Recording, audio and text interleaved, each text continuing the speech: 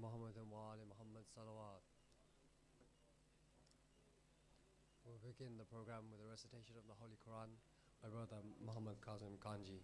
Please welcome him with a salawat ala Muhammad wa ali Muhammad.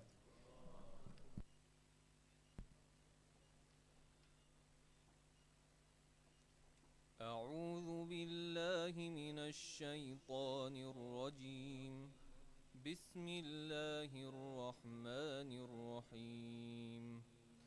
إن الذين هم من خشية ربهم مشفقون والذين هم بآيات ربهم يؤمنون والذين هم بربهم لا يشركون والذين يؤتون ما آتوا وقلوبهم وجلة أنهم إلى ربهم راجعون أولئك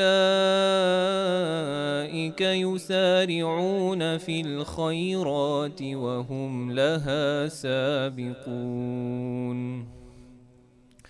ولا نكلف نفسا إلا وسعها ولدينا كتاب ينطق بالحق وهم لا يظلمون بل قلوبهم في غمرة من هذا ولهم أعمال من دون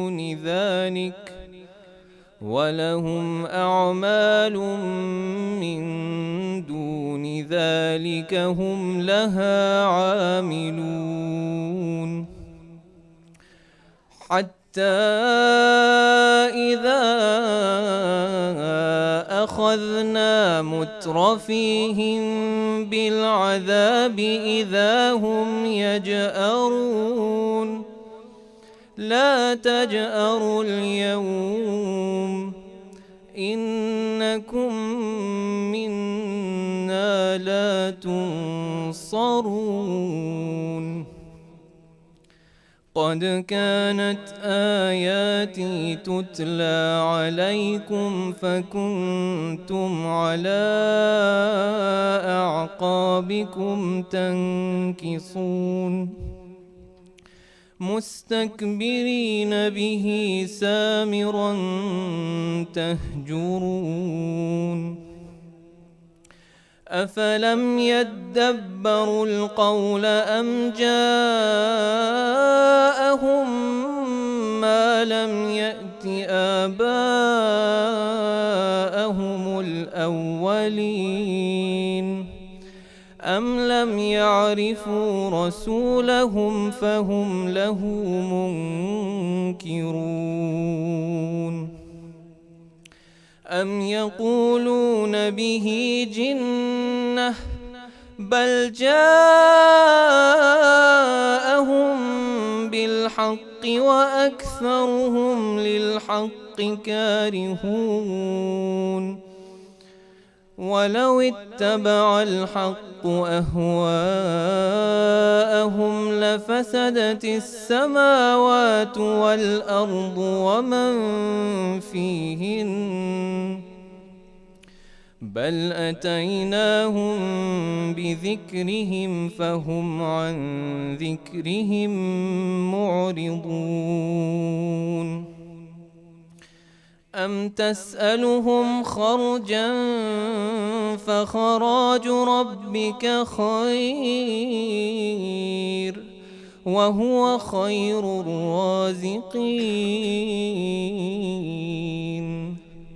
وإنك لتدعوهم إلى صراط مستقيم وإن الذين لا يؤمنون بالآخرة عن الصراط لناكبون صدق الله العلي العظيم.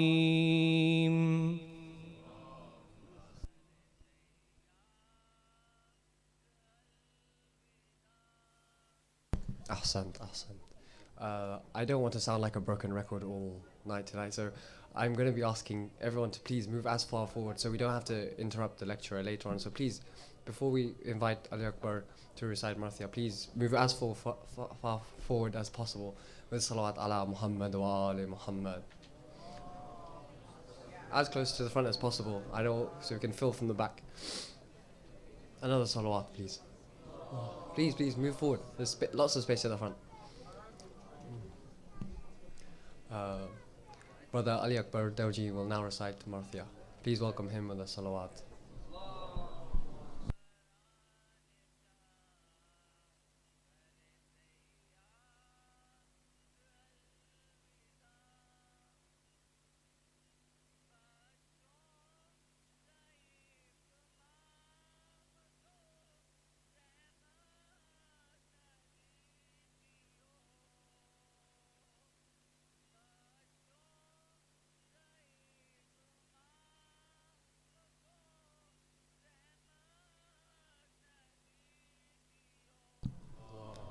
اللهم صل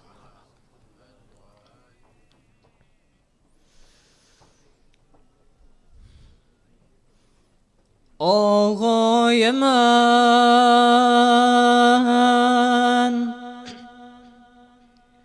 آقای من دنیای من اللهم اجعل محیای محیای من برای تو گریه می کنم تو برای من آقای من I am the dust beneath the dust of your land I am a beggar to you, I'm reaching my hand. You are the sun behind the clouds, though far you are near. Even if I don't see you, I know you are there. I am drowning, you're there. You're my comfort in my fear. And I wrote your holy name on every tear. I'm at your door. I'm at your door. And I am knocking, pleading, let me into your remorse. Please don't turn away from me, I will lose my only hope, my only hope. صامون بده Laila من يا خبري به مجنون بده امون بده من که مردم کرب و بلاتو نشون بده سامون بده Heart, I will shackle you in chains if you forget Hussein's name. I will sever from you veins, eyes. I will deny you light, yes. If you cannot shed a tear, seeing the head on a spear chest, I dare you if you would dare. Call out anyone else dare. I will deny from you air. He is all I have ever known. My heart is under his dome, beating for Arba'in. Oh, Yeman, lend me your holy hand moments. Allow me to breathe moments. Take me to your land moments. Hussein, Hussein. میگم عاشقم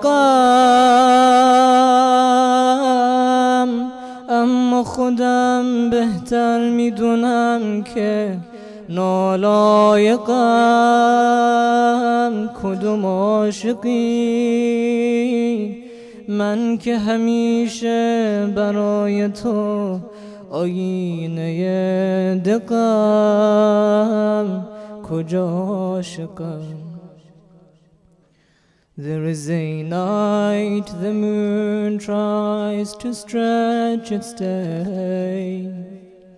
There is a day where the sun tries to shy away. The wind is still so it doesn't carry the cries of the thirsty children that tell their fathers goodbye. Akbar has fought and been slain. Qasim trampled on the plains. And Abbas is by Furat, he has no arms. Hussein's alone, he's all alone. And Sakina is crying to him, Baba, don't go. Why must you go? Whoever goes to fight on the plains never comes home, but he must go. Hussein John dard bede, dawa bede. هرچی دارم ازم بگیر به من یکر بلا بده. آقای من دنیای من اللهم اجعل محیای محیای من آقای من. I hear your mother asking for water. I hear your mother asking for water. She covers your chest using her chadar. She cries out your name, seeing your dry lips. She places a hand on your broken ribs. Oh, skies and the rain, oh, flowing river, did you hear Hussein asking for water? Oh, my Hussein, tell me, how can my heart find rest? How can I sleep when these sorrows burn in my chest? For you, my master, I place water by your head. Agham, agham, agham, agham, agham, Hussein. Agham, agham, agham, agham, agham, Hussein. Agham, agham, agham, agham, agham, Hussein. دنيانا ظلام والخدم ضوى، الماء يبكي حرام يطبريت هوى، الماء عند حسين آخر تلوين، تعليها يصير والماكو سواه، من حق أهيم محبوبي رحيم، ما يرضي يجيه يمشي لهوى، يمشي لهوى. حسين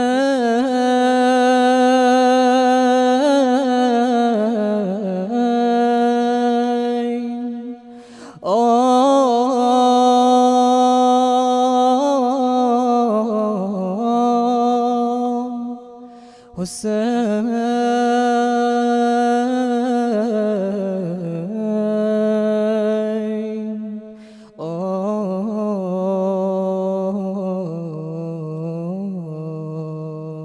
صلوا على محمد وآل محمد.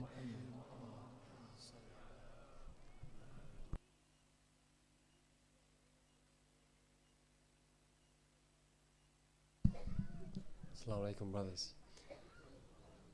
Before I begin, I'm going to ask you again to move as far forward as possible. We are expecting way more people before lecture, so please, with 3 salawats, please move as far forward as possible with salawat ala Muhammad wa ali Muhammad. Fill up any spaces in front of you. Even at the people at the back, please, Bismillah. Thank you. Today is Eve of 5th Muharram. The Hujjat EC extend its condolences to the community as we commemorate the martyrdom of Aba Abdullah and his family. We humbly request the community to support our endeavours at Hujjat Harefield so we can continue to serve the Azadar for the generations to come. Please speak to a representative at Hujjat Harefield desk if you would like more information. The daily program information can be found on our website or via our WhatsApp messaging service. Al-Hadi youth are holding an interactive question and answer session tonight with Sayyid Ali Murtaza Zaidi. The session will be in English and is open to both ladies and gents after the main programs. Muharram Majlis sponsorship scheme is £900 per night. Those wishing to sponsor either in part or in full, please contact Brother Mushtaq Qasim or Brother Sajjad Tajani in the gents, or the Chair Lady Nasima Bai Kareem in the ladies. The Muharram Niyaz Fund is open. Please donate generously at the Treasury desk. Those who have not paid their membership subscription should pay at the desk or online. If you wish to depart the centre in good time, please park in the Rugby or the Mandir car park, and don't forget to pay the £1 charge. If you park inside the centre, you may be leaving later than everyone else. I'm going to now welcome Brother Mahdi Kareem to give us the Quranic reflections. Please welcome him with a salawat.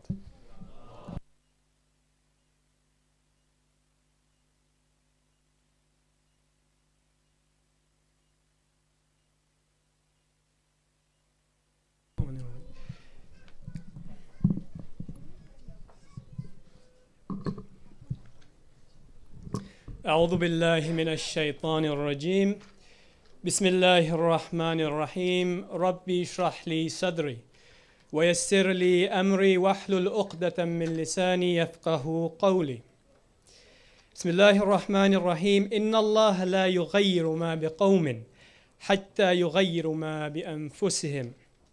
Verily, Allah does not change the condition of a people unless they change themselves. صدق الله العلي العظيم. Salawat.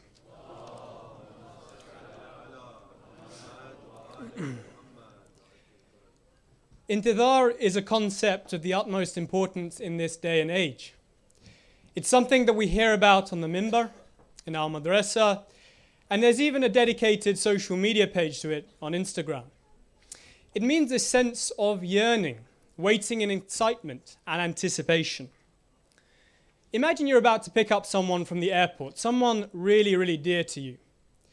You're probably going to dress the part, wear some perfume, maybe even buy them a gift. You're waiting there in excitement. It's an active form of waiting.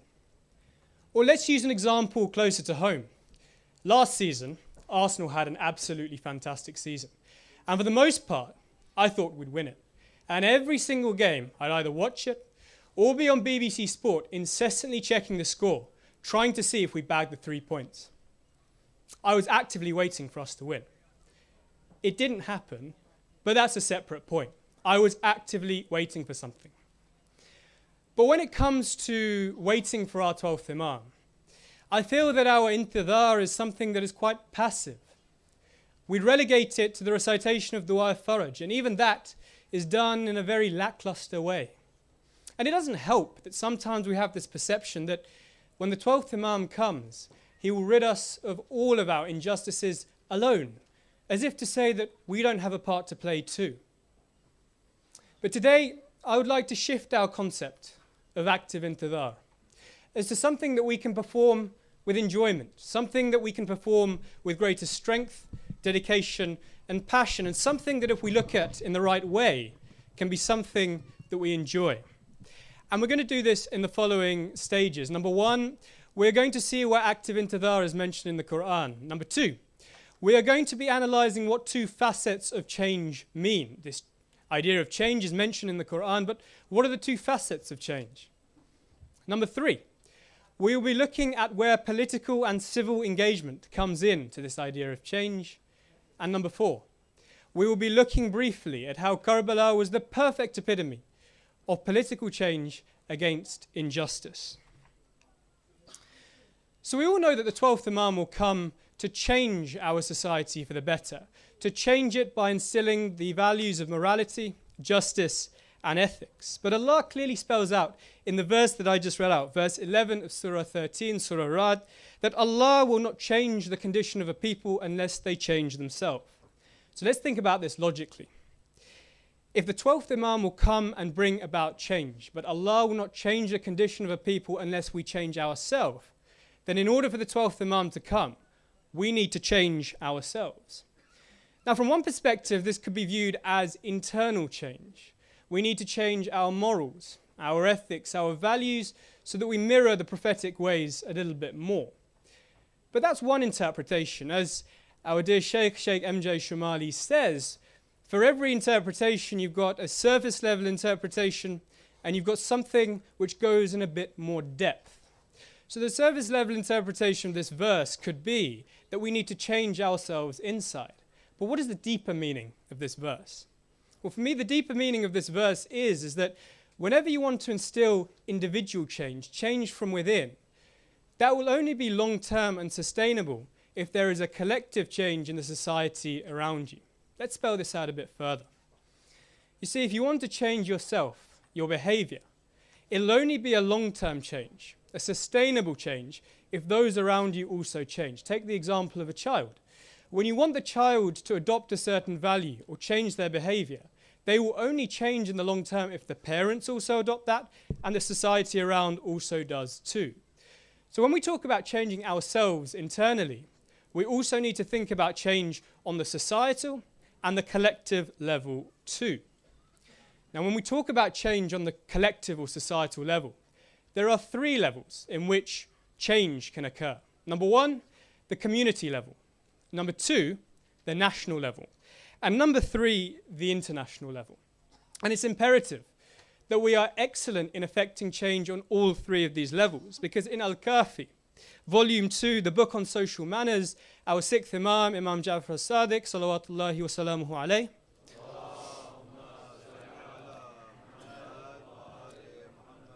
mentions that one of the characteristics of his Shia, and he lists many, one of the characteristics of his Shia is that they should be the best in society, almost as if to say that everyone else around in society needs to look up at his Shia as role models and beacons in their society. So we need to be good at excelling change on the community, the national and the international level. Now, I feel that as a community, we are very good at doing it on two levels, but lacking in one. So we have a very, very vibrant and dynamic community, alhamdulillah. Let's just look at Stanmore Jafri's and Al-Hadi Youth as two examples of how we use these institutions to change our society and our community for the better. And we are also making great strides on the international level too. We have many wonderful organizations who help to alleviate poverty around the globe. Lady Fatima Trust, the Zahra Trust, Beta, the World Federation, just to name a few. But I feel the one area that we're lacking is change on the national level. You see, often as a community, we are reacting to things that are happening around us and not being proactive. Yet we're the first to complain, but the last to do anything about it. And I think there are many reasons, but personally, it's to do with our apathy toward this idea of political engagement and civic involvement. We often associate the term politics with lying, corruption, deceit. Some even say that religion and politics do not mix. So let me define what I mean by politics. Politics, at its most basic level, is the idea of making decisions in a group with a view to influence those around you. So therefore you have community politics, family politics, and even workplace politics too. It's all about how do you optimally manage systems around you to influence society in the way you want it to work.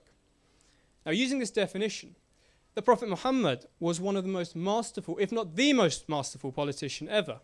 He drafted the Constitution of Medina, which promoted peaceful coexistence. He founded the state of Medina too, and he drafted the Treaty of Hudaybiyah, establishing peace between the Meccans and the people of Medina. Moreover, we often hear about this letter 53, the letter in Nahj al-Balagha, which Imam Ali addressed to Malik al-Ashtar. Malik al-Ashtar was the governor of Egypt, governor being a political role where he exercised power over Muslims, Christians, Jews, and those of no faith as well. So clearly there is a role of politics in Islam, and let me caveat something. The two examples that I've mentioned, the Prophet and Imam Ali, were two infallibles, and we're living in an era at the moment without an infallible. But the principle of trying to make change on the national level still rings true. Look, I'm not saying for one moment necessarily that we need to go out and create MPs. There's a whole other debate to be had about that as to whether you can balance your faith and politics. This idea of making more MPs is a very narrow conception of what politics actually is. What I'm talking about in terms of greater national involvement is how can we have a greater national influence in the society around us? Because at the end of the day, when we're in the middle of a cost of living crisis, homelessness up, climate change worse than ever, we can't just sit back and complain about an imperfect system around us. It is our responsibility to do something about it. Because remember, Allah will not change the condition of a people unless they change themselves. So let me give you two practical ways we can go about achieving this. Number one, it's all about education. We've got to learn how we can influence the society around us, and that is all down to learning how does influence work in our society today. But beyond that, number two, what we can do is we've got some excellent initiatives within the community at the moment. We need to take them to the next level. For example, the Hujjat Green Initiative is a fantastic initiative, but we need to be aiming to try and make sure that we influence environmental policy on the national level. We have some wonderful initiatives within the community fighting for disability rights as well. Again, that needs to be taken to the national level. Some wonderful initiatives trying to fight homelessness and remedy that. But homelessness will not change unless we address the structural inequalities too. Again, we've got to see how we can change that on the national level. And in this month, of all months, during these 10 days, we need to look no further than the perfect epitome of someone making a political stand against the injustices around them. What was the point of Karbala? إنما خرجت لطلب الإصلاح في أمة جدي. I have come to search for the reformation of the ummah of my grandfather. Look, Imam Hussein's stand was all about change back to the truth. But in order to make that change, he had to take a stand against the injustice of his time. He epitomized verse 11 of Surah 13 perfectly. Before I end, I would like to thank Shaykh Nur Muhammad and Mullah Mustafa Masood for their guidance in helping me to create this piece. And I'll leave you with this. Allah says He will not change your condition unless you change yourself. And therefore the 12th Imam will not reappear unless we do something actively too. So what change will you make on a personal level, on a community level, on a national level, and on an international level? We pray to Allah to give us the strength to help us actualize our potential. Bismillahir Rahmanir Rahim wal Asr. Innal insana lafi khusr illa alladhina amanu wa amilus salihati wa tawasaw bil haqqi wa tawasaw bis sabr. Sadaqallahu al-aliyyul azim.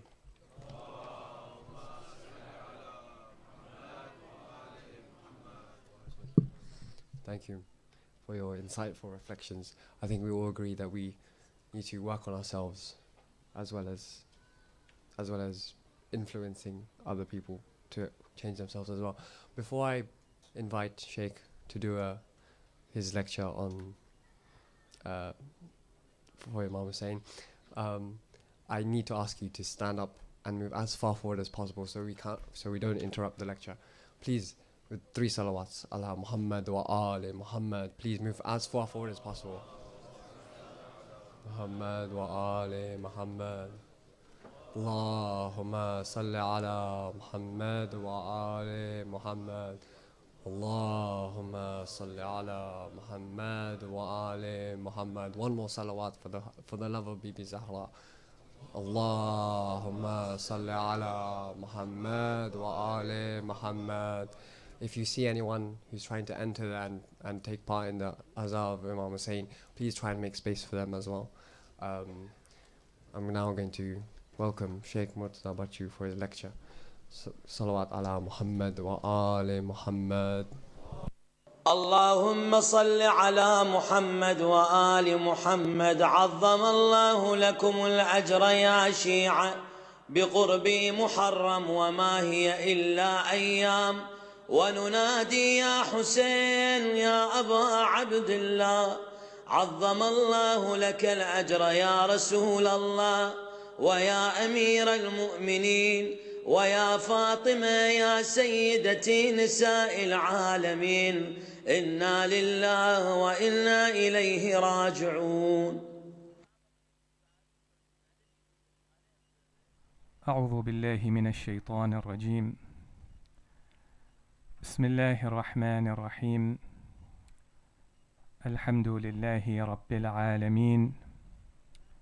الحمد لله الذي لا يبلغ مدحته القائلون ولا يحصي نعماءه العادون ولا يؤدي حقه المجتهدون.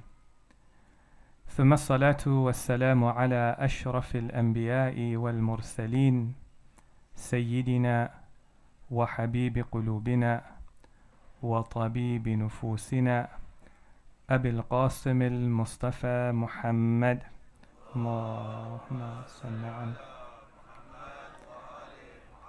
وعلى أهل بيته الطيبين الطاهرين أما بعد السلام عليكم ورحمة الله وبركاته.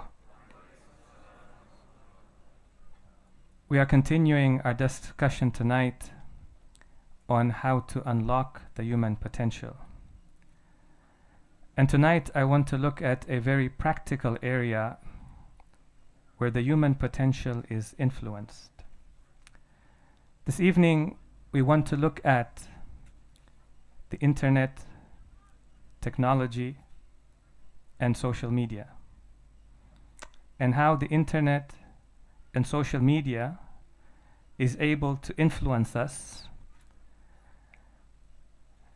and either help us or become an obstacle in unlocking our potential. I think we can all agree that the internet and social media have become a pervasive part of our lives. They touch each and every aspect of our lives. In one of the research conducted in 2023, they gathered the results from about 10 different surveys. And some of the results they found is that around 60% of the world, of people who live in the world, are now on social media. And that makes it around 4.8 billion people. They also found that on average, a person will spend 2 hours and 24 minutes on social media. Now these numbers, they start to change when we narrow the age group. And we bring it down to those who are born between 1997 and 2010. That would make them around 13 to 26 or 27 years old. We will notice that most of them, if not all of them, are online and they are on social media.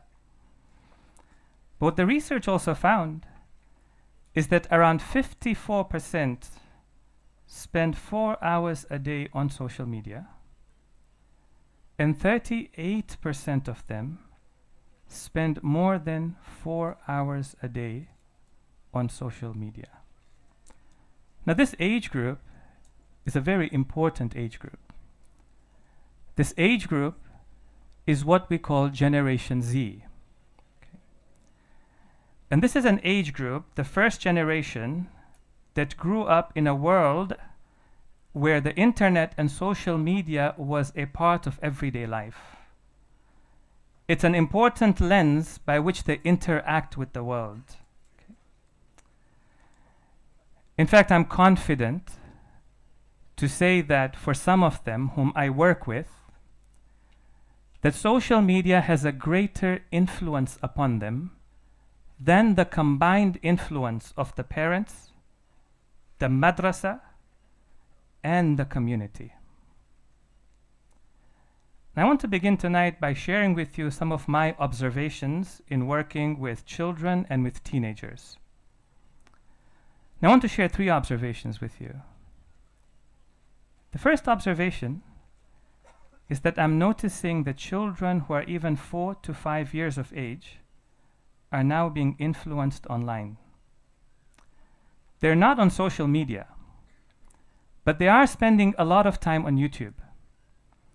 And when they are on YouTube, they're following YouTubers and YouTuber families. And they're learning from them their mannerisms, the manner of speech, the manner of dressing, and the manner of living life.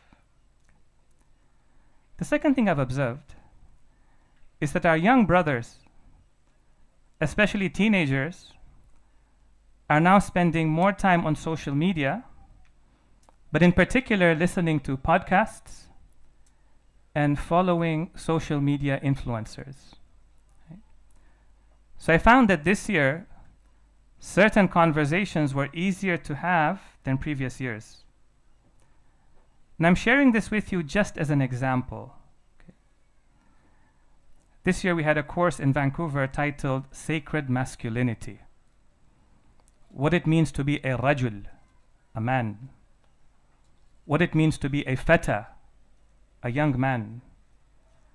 These are concepts within the Quran and concepts within our ahadith. And we found there was great interest between our young brothers aged between 16 and 24. And I also know that this interest wasn't there 2 years ago. I'm not mentioning this positively or negatively. We're just mentioning that interests have changed. And these interests have changed because of something that's happening on social media. The third thing I'm noticing is that our young sisters are getting onto social media earlier than our brothers. And they're spending more time on social media than our brothers.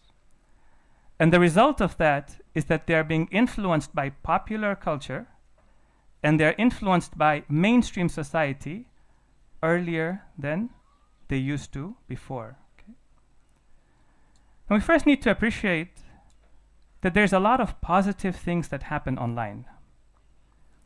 And many members of the community are also using social media to spread good messages, to do good work, to raise awareness about important issues, to promote important campaigns, to support one another online, and there's no doubt about that.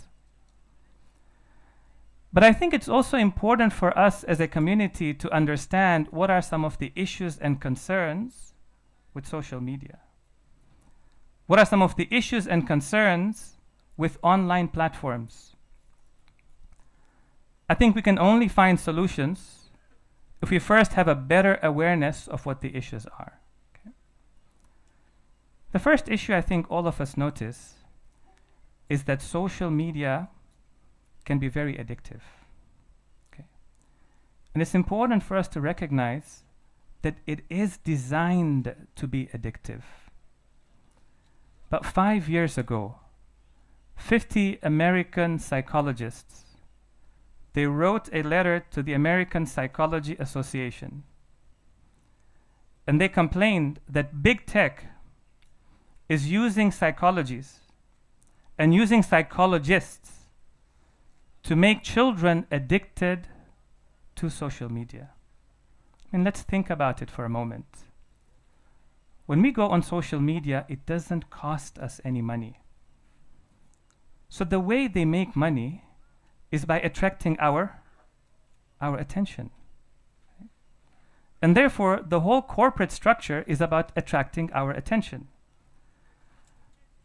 When I and you find that we are scrolling through social media and we're continuing to scroll through it and we're finding it difficult to pry ourselves away from online platforms, that is not by chance.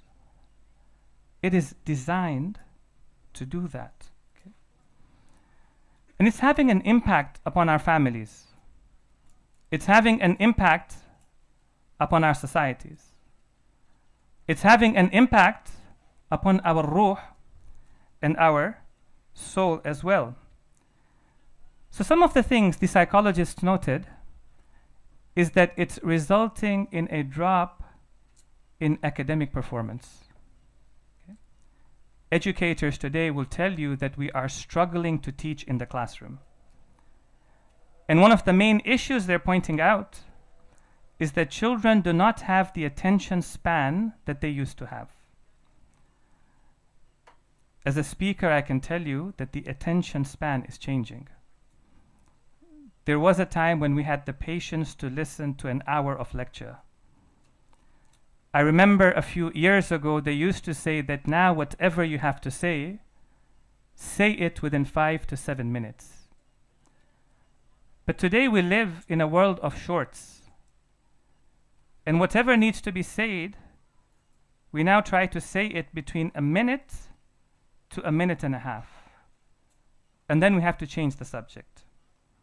The second thing they pointed out is that it is also increasing mental health issues. And we're going to come to some of that today. The third thing that we are noticing is that family relations are also becoming strained. We're losing meaningful family relationships. Meaningful conversations are being lost. Those relationships that we used to have in the family, we're no longer having those conversations and relationships within the family. So one, it can be very addictive. The second point is that social media is also a place of influence. It is a place where we are influenced, and it is a place where we influence others as well. Okay. Now, one of the messages I hear in the community, especially when I speak to our young brothers and sisters, is that the social media is a reflection of your community. If you surround yourself with good people, then on social media, there will be good people around you. And if you are surrounding yourself with unproductive people, then on social media, you're also going to have unproductive people. And it's going back to a simple idea. And that simple idea is that technology itself is not the problem. Technology itself is unbiased. And we normally like to say it depends how you want to use technology. You can use it in a good way, or you can use it in a bad way. And I would like us to think about that, to reflect upon that. Is technology really unbiased? Is it that it just depends how you choose to use technology? Technology is not unbiased. Every piece of technology has an intrinsic bias, an intrinsic inclination. There's a Canadian author by the name of Neil Postman. I remember in my second or third year at university, I had to study one of his books. And the book was titled The Unintended Consequences of Technology. And he promotes this idea that every piece of technology, as much as we make it, it is also making us. As much as we try to change the world with it, it is also changing us in ways that we have not predicted and in ways that sometimes we cannot understand. And I'll give you a simple example. Think about the introduction of cars and the automobile. When cars were introduced into society, did anybody anticipate the results it would have? Do we appreciate today that the introduction of cars led to the breakdown of neighborhood communities? Yes? Because when we didn't have cars, we were all in the same neighborhood. We walked within the same neighborhood. We met each other within the same neighborhood. We studied in the same neighborhood. We bought things in the same neighborhood. We saw people in the same neighborhood. Introduce the car, and nobody anticipated it at that time. That now people, when they come out of their house, they'll go straight into the car, and they will drive kilometers away. And sometimes a week or a month will pass, and they will not even have said salam to their neighbor. This is an unintended consequence of technology. So my question to you is, have we reflected upon the unintended consequences of the internet and the unintended consequences of social media? It's not just changing our communities. It's changing our families. It's changing even the way we think about the world. Okay? Now, there was something I was noticing amongst our young brothers and sisters. It was a bit difficult to put a finger on it. But one of the things I realized is that social media, when we go online, it dilutes our sense of haya. It dilutes our sense of haya. And when we speak about haya, most of us think about modest dressing. We translate haya as modesty. You find that the concept of haya is a much deeper concept in Islamic ethics. Haya is this idea that every human being has this intrinsic sense that he is ashamed to do something indecent in the presence of somebody else. For example, when somebody does something indecent in public, we will say to them, "Do you not have haya?" Now you find in Islamic ethics, the highest level of haya is for a person to have haya in the presence of Allah subhanahu wa ta'ala. To be embarrassed to commit a sin, knowing that Allah subhanahu wa ta'ala is watching you. The Prophet of Allah, Hadrat Muhammad Mustafa sallallahu alayhi wa alihi,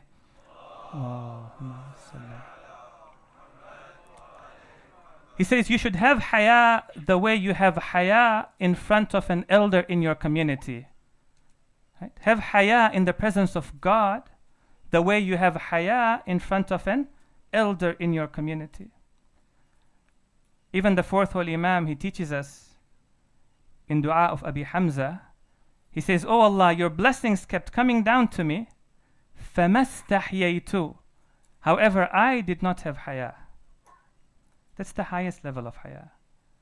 The second level of haya is when a person feels embarrassed in front of himself to commit a sin. He sees it below his dignity, below his nobility, the nobility of the human spirit to commit a sin, so he avoids it. And the lowest level of haya, this is now the boundary of haya. Okay? This is the last defense that a human being has, is when we feel embarrassed to commit a sin or to do something wrong in the presence of people.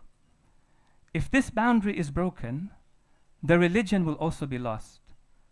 The Prophet of Allah says in a hadith, "La dina liman la haya lah." The one who doesn't have haya is also not going to have a sense of religion either.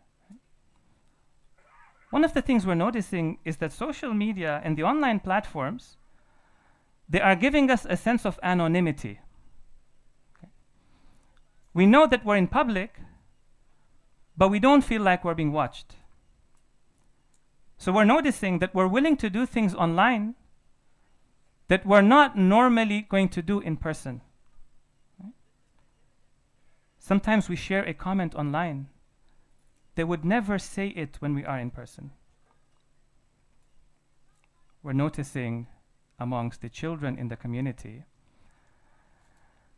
that those who are in year 5, 6, and 7, they're starting to access and to share inappropriate material on social media. Okay? That between year 6 and 7, they're learning inappropriate words. And they're using inappropriate words. And then slowly it comes into the real world. And they're using it without feeling that there's something wrong with it. By year 7, 8, and 9, sometimes the conversation online becomes very malicious. I know sometimes when we listen to the news and we hear that a child has committed suicide, or they have self-harmed themselves, one of the common reactions in the community is to say what? One of the common reactions in the community is to say, this is what happens in the society, and it doesn't happen in our community. Right? And one of the things I've noticed is that if something is an issue in the society today, tomorrow it is an issue in the community. We're not isolated from our society. We have worked with young sisters in the community who have self-harmed, who have thought of ending their lives. And the root of it was social media. Okay? So one, social media has this intrinsic ability to dilute our sense of haya. Okay? The second thing we're also noticing is that social media, we're seeing a growth in individuals who are social media influencers. Okay? And they're doing positive work as well. They're non-Muslims. There's Muslims. There's Muslim scholars as well online. I think for some of us who are seated over here, our daily dosage of religious motivation comes from social media, isn't it? Right. But there is a tendency in social media. And the tendency of social media is that it gives value to quantity over quality. The modern era is a reign of quantity over quality. We give value to things by quantity, not by quality. Right? I'll give you some simple examples for us to reflect over this. Okay. For example, if somebody were to ask you, how was the program on Thursday night? How do we normally respond to that? One of our common responses is to say, it was a very good program. Why was it a very good program? It was a very good program because a lot of people came. If a lot of people come to a program, it's a good program. If very few people come to the program, it's not such a good program. And it doesn't matter what was the quality of the program. It was a very spiritual program. It was a very educational program. Right? It's quantity over quality. The month of Muharram will come to an end. When we look back at the month of Muharram, how are we going to judge if this was a good month or it wasn't a good month? For some of us, we'll look back and say, how many programs did I attend? Right? How many lectures did I listen to? We look at quantity over quality. And one of the things we're noticing on social media is that we're valuing people by quantity and not by quality. Right? So when a person becomes important if the quantity of followers increases, the quantity of posts increasing, the quantity of reactions and shares increase. Right? And we're no longer looking at the quality of that person, the quality of their education, the quality of their background, the quality of their character. In fact, most of the character that we see on social media is performative character. Social media is a place of performance. We see them for just a moment, and we judge that this is how they are in the rest of their lives. It's a reign of quantity over quality. Okay? And so one of the things we're noticing is that when somebody starts to gather more followers, and they start to identify as being a Muslim, then the children of the Muslim community start following them as well. So if they say Salamun Alaikum, they wear hijab, they take a picture near the masjid, we start following them. And then a few months later, certain issues start coming up. Okay? Mathalan, they take off their hijab. One of the big issues today is hijabi influencers who are taking off their hijab. They promote certain music. Yeah. Because when you want to make shorts, you get more views when there is music with it. Then what influence is that having upon us? How is that changing us? How is that changing the thinking and the identity of our children? So inshallah today, I'd like to share some recommendations with you. Right? These are important recommendations, not an exhaustive list of recommendations, but I think it's a good place for us to start, inshallah. Sallu ala Muhammadin wa ali Muhammad. Allahumma salli ala Muhammad wa ali Muhammad. Before we come to these recommendations, Allah subhanahu wa ta'ala, He gives us the example of a role model in the Quran. And the role model that Allah gives us in the Quran is Prophet Ibrahim. Allah told the early Muslims قد كانت لكم أسوة حسنة في إبراهيم. Surely for you is a good role model in Prophet Ibrahim. Now, one of the characteristics of Prophet Ibrahim is that he had very few followers. There's a role model for you in Ibrahim and the followers of Ibrahim. One of the things that we know about Prophet Ibrahim is that he had very few followers. In fact, there was a time when he had no followers. Allah subhanahu wa ta'ala is saying, even though he doesn't have many followers, he is still a good role model for you. The second thing that stands out about Prophet Ibrahim in the Quran is that not only he had few followers, he was very unpopular in his society. He wasn't somebody popular in his community. What he had to say was also very unpopular in his society. إِذْ قَالُوا, when they said لِقَوْمِهِمْ إِنَّا بُرَآءُ مِنْكُمْ وَمِمَّا تَعْبُدُونَ مِنْ دُونِ اللَّهِ, when they say to their community, we disassociate ourselves from you and all that you worship other than Allah subhanahu wa ta'ala. And yet Allah tells us Ibrahim is a good role model for you. It's not because he has many followers. It's not because he is very popular, but it's because he is a man of principle. And he stands by his principles. And he practices his principles in every aspect of his life. Now, coming to the recommendations, the first recommendation that we can share with you is that it's important for us to limit our screen time. It's important for us to limit our exposure to social media. The Holy Prophet has a very beautiful hadith about time. The Holy Prophet says in this hadith, كُنْ عَلَى عُمْرِكَ أَشَحُّ مِنْكَ عَلَى دِرْهَمِكَ وَدِينَارِكَ. You should be more miserly in spending your life than you are in spending your dirham and your dinar.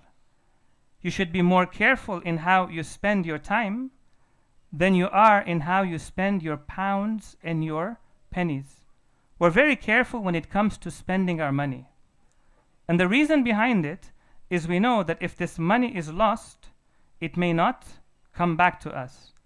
But when you think about it, money that is lost, it's possible for that money to come back. Life that is lost will never come back. One of the things we seem to forget, and I'm going to speak to our young brothers right now, is that we think 1 hour of life at the age of 20 is the same as 1 hour of life at the age of 30. 1 hour of life at the age of 20 is not the same as 1 hour of life at the age of 30. The work that we can do at the age of 20 is far greater than the work that we can do at the age of 30. What we can achieve within that hour is much more than we will be able to achieve later on in life. Because there's a tendency sometimes to say, let me enjoy life right now, and then I'll do important things later. What the Prophet is teaching us, now is the time to act. Now, because I've spoken to our children, it's important that I also speak to our parents as well. Okay? And say to our parents that it is important that we monitor the screen usage of our children. I know that for many parents, screen time is a very easy time for us to take care of our children. We think of it as a very cost-effective way of taking care of our children. And I seem to think that it's the most expensive way for us to take care of our children. Right? Sometimes we pay for things with money. But sometimes we pay for things with more than money. With the attention of our children, the growth of our children, the spirituality of our children. You know, when children are young and they're playing and they're arguing, they're developing some of the most important skills in life. They're developing the ability to be creative. They're developing the ability to communicate. They're developing an attention span. They're developing an ability to memorize things. they're developing an ability to resolve issues when they get into issues.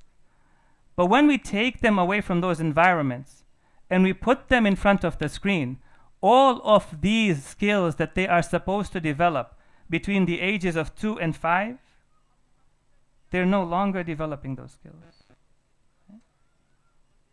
Educators are seeing that in the school. And so it's really important, between the ages of 0 and 2, children don't need to have screen time. Between the ages of 2 and 5, they don't need to have screen time. If we're going to give them screen time, 20 minutes, 25 minutes, and not more than that. So one, we have to limit our exposure to screen time. Secondly, we also have to give importance to in-person activities. We have to give importance to real-life activities. Okay? You'll notice that one of the reasons why we find it difficult to pry ourselves away from the screen is because we don't know what else we can do. If you take away the screen from a child, one of the most common questions you'll get from the child is, now what should I do? So we need to invest in those activities. We have a hadith from the Ahlul Bayt alayhimus salam. The Ahlul Bayt tell us that the joy of a mu'min comes from looking at the blue sky and looking at green grass. We have a hadith from the Ahlul Bayt that encourages us to engage in activities. The Prophet of Allah has a hadith, or he had a seerah, he had a sunnah, where he encouraged his companions to engage in wrestling, to engage in racing, to engage in archery, to engage in swimming. We need to invest into these activities. We need to invest into family time. We need to invest into being a part of the community. There's an idea of online community. There is nothing like an online community. We only have online collectivities. Communities are in person. Okay? Now, one of the things that we get concerned about sometimes is that, can these activities really replace screen time? What's really important for us to remember over here is that screen time gives us psychological joy. And real life has the ability to give us what? To give us spiritual joy. And never will you find the quantity of psychological joy will be more important than the quality of spiritual joy. So let's invest into in-person activities. The third piece of advice or recommendation that I have is that we also need to become intelligent consumers of social media. So social media is here to stay. And social media is not about to leave our lives. But we need to be intelligent about how we consume it. In one hadith, the second Imam Hassan al-Mujtaba alayhi afdalus salati was salam.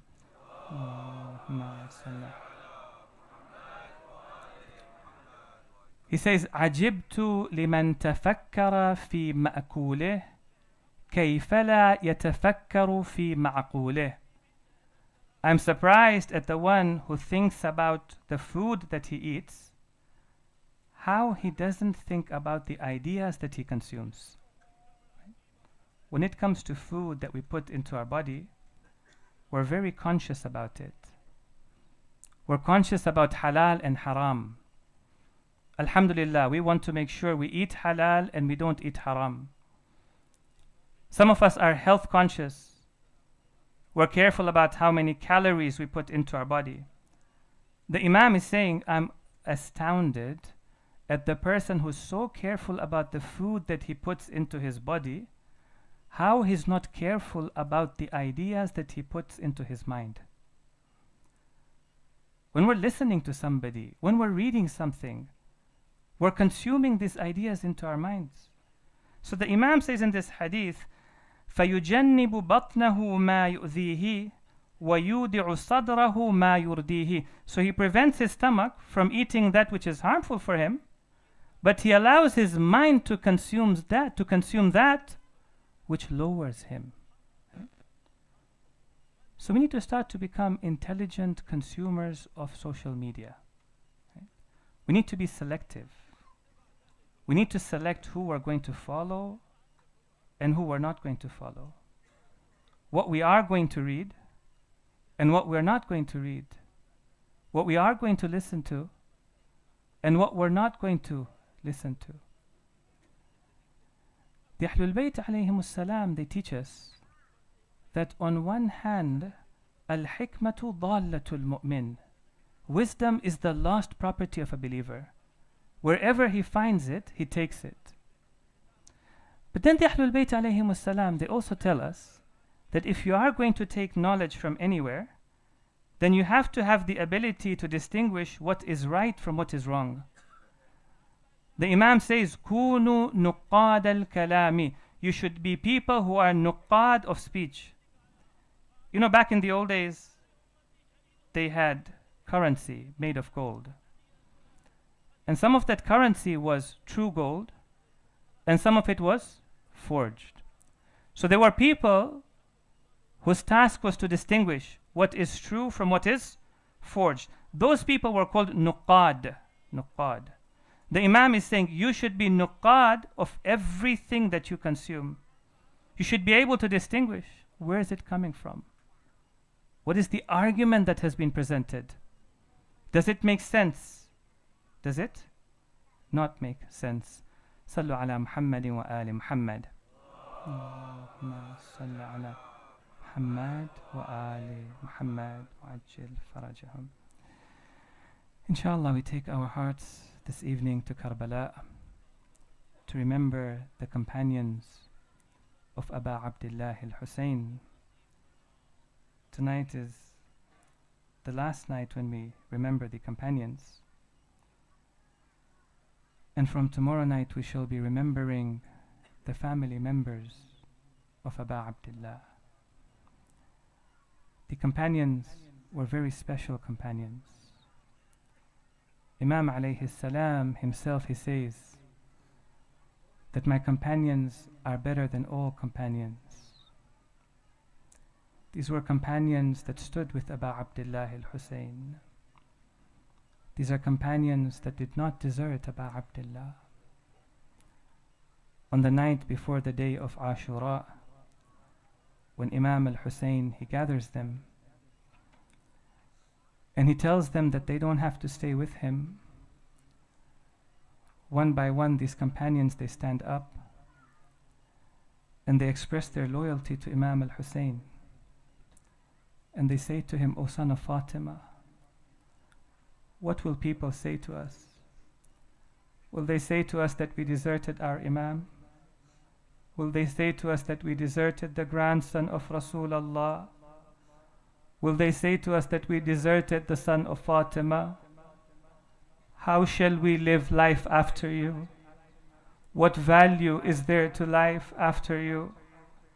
Yabna Rasulullah, we shall not desert you until we have sacrificed our lives for you.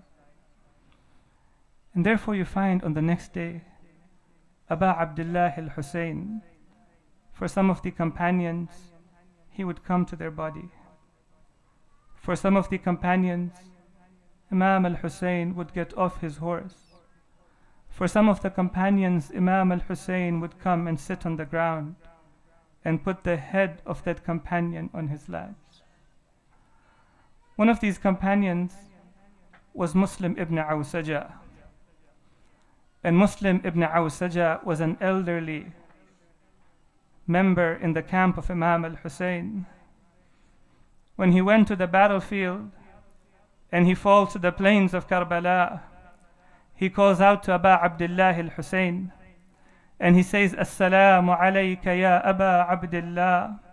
The narrator says that Imam al-Hussein came with Habib ibn Madahir, and Habib came down from his horse, and the Imam looks at Muslim, and the Imam looks at Habib, and he says, وَمِنْهُمْ مَنْ قَضَى نَحْبًا ومنهم من ينتظر وما بدلوا تبديلا.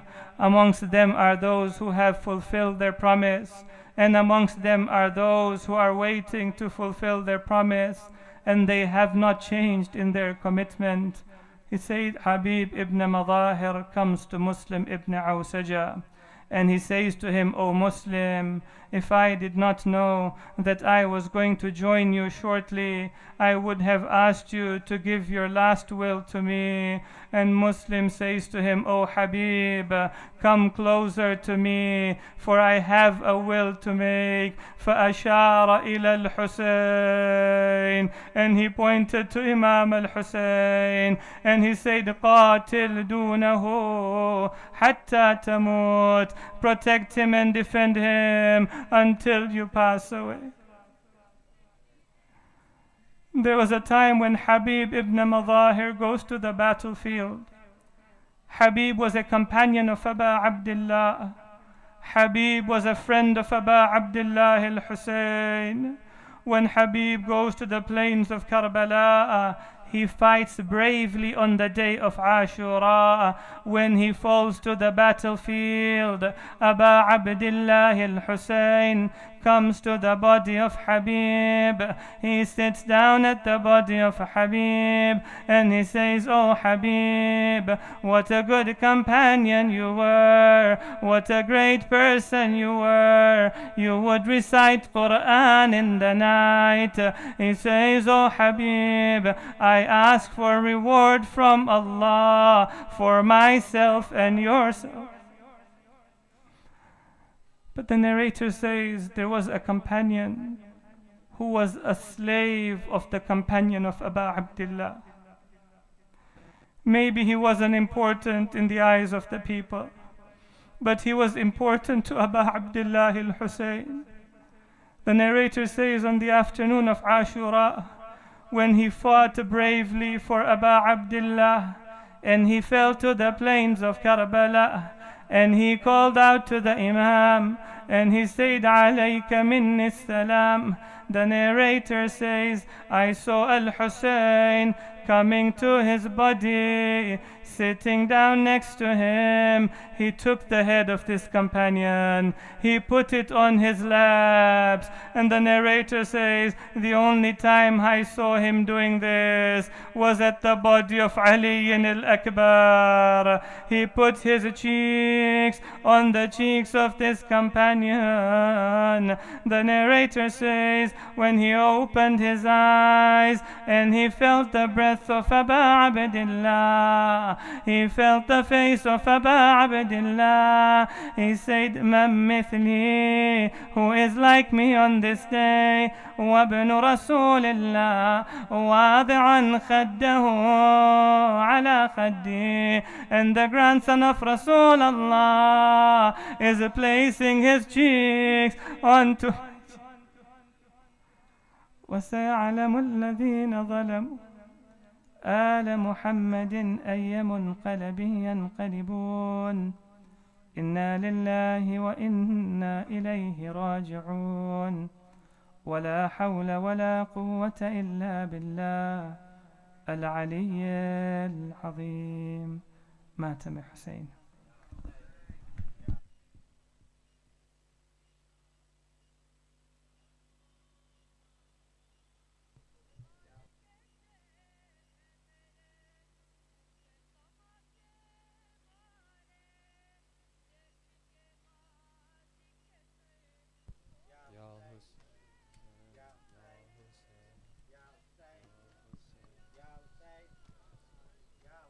Ya Hussein, Ya Hussein, Ya Hussein, Ya Hussein.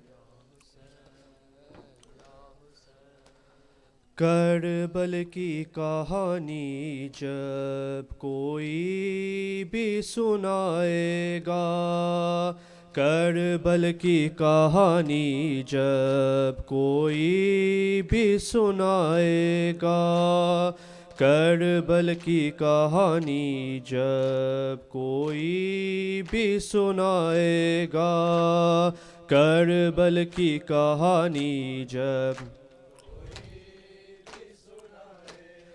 Asghar سے بے زباں کی زندہ دلی تو دیکھو، آل نبی کے گھر کا کم سنجری تو دیکھو، پہلے شہید ہو کر بابا کو بچائے گا، کربل کی کہانی جب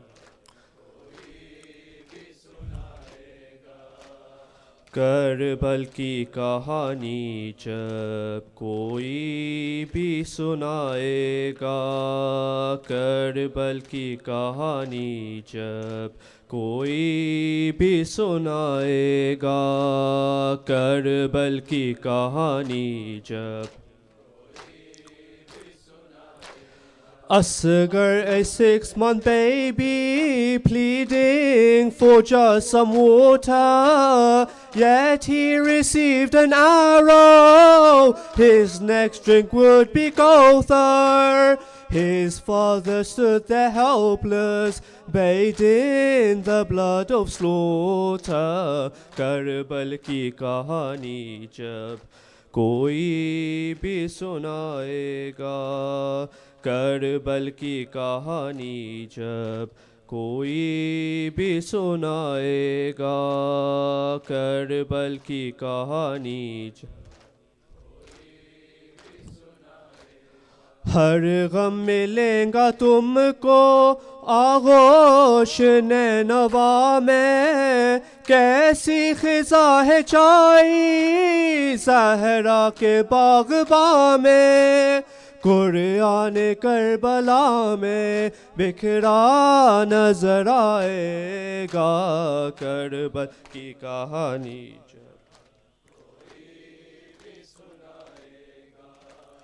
کربل کی کہانی جب کوئی بھی سنائے گا، کربل کی کہانی Qasim rode out to battle, he cried out to the enemy, I am the son of Hassan, yet they show such brutality. Trampled with him the horses, his body left in pieces. Karbal ki kahani jab koi bhi sunayega, کربل کی کہانی جب کوئی بھی سنائے گا، کربل کی کہانی جب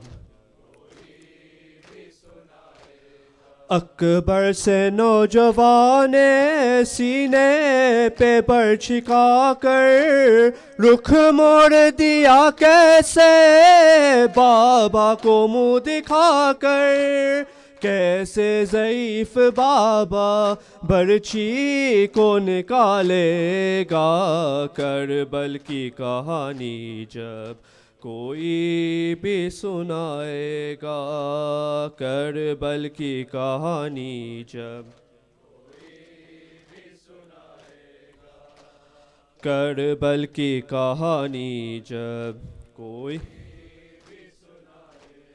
دریا تھا سامنے پر آلے نبی تھے پیاسے، بچوں کو بی بی زینب دیتی رہی دلاسے، لو جا رہا ہے غازی پانی ابھی آئے گا، کربل کی کہانی جب کوئی بھی سنائے گا، کربل کی کہانی جب کوئی بھی سنائے گا، کربل کی کہانی جب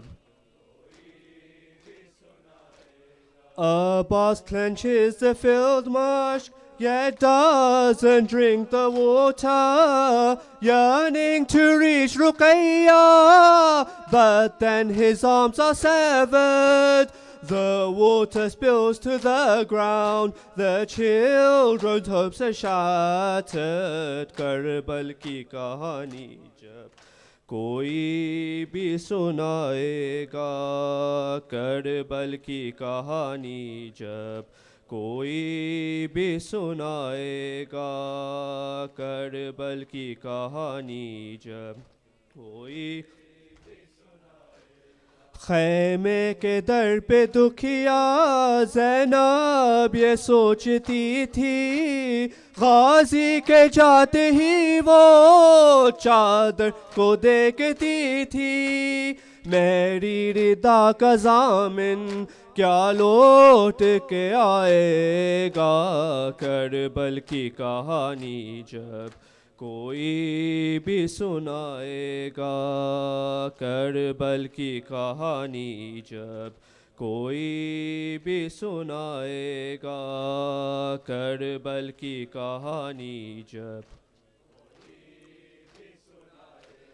اصغر سے بے زباں کی زندہ دلی تو دیکھو آل نبی کے گھر کا کم سنجری تو دیکھو پہلے شہید ہو کر بابا کو بچائے گا کربل کی کہانی جب کوئی بھی سنائے گا کربل کی کہانی جب کوئی بھی سنائے گا کربل کی کہانی جب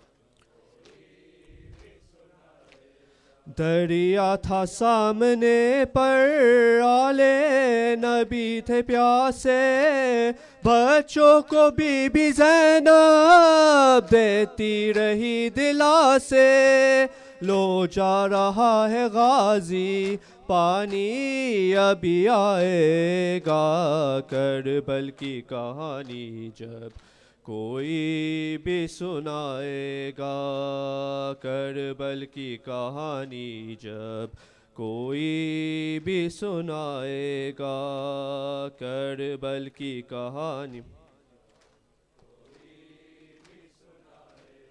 Qasim rode out to battle, he cried out to the enemy, I am the son of Hassan, yet they show such brutality.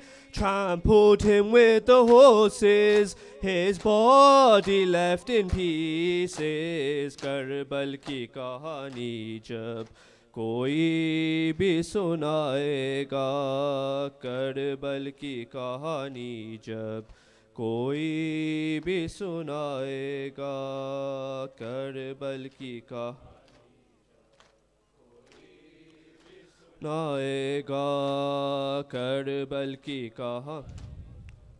کوئی خیمے کے در پہ دکھیا زینب یہ سوچتی تھی غازی کے جاتے ہی وہ چادر کو دیکھتی تھی میری ردا کا ضامن کیا لوٹ کے آئے گا کربل کی کہانی جب کوئی بھی سنائے گا کربل کی کہانی جب کوئی بھی سنائے گا کربل کی کہانی جب Asghar, a 6-month baby, pleading for just some water, yet he received an arrow, his next drink would be Gowthar. His father stood there helpless, bathed in the blood of slaughter. Karbal ki kahani jab کوئی بھی سنائے گا کربل کی کہانی جب کوئی بھی سنائے گا کربل کی کہانی جب کوئی اکبر سے نوجوان سینے پہ بر چھکا کر رخ موڑ دیا کیسے بابا کو منہ دکھا کر کیسے ضعیف بابا برچھی کو نکالے گا کربل کی کہانی جب کوئی بھی سنائے گا کربل کی کہانی جب کوئی یا حسین یا حسین یا حسین سب مل کے یا حسین یا حسین ماشاءاللہ یا حسین یا حسین سر کو کٹا کے دین پہ سر کو کٹا کے دین پہ خود کربلا پہ گھر دیا تو نے حسین یا حسین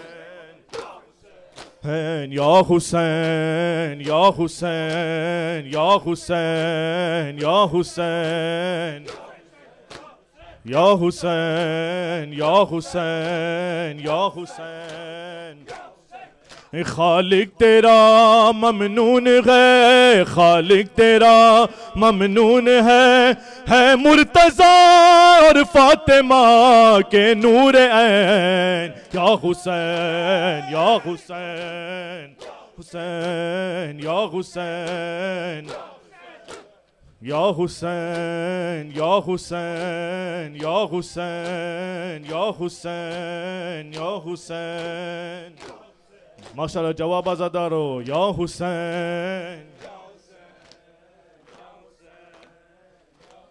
غم میں ڈوبا ہوا کربل کا مسافر دیکھا غم میں ڈوبا ہوا کربل کا مسافر دیکھا غم میں ڈوبا ہوا ماشاءاللہ جواب آزادارو دیکھا غم میں ڈوبا ہوا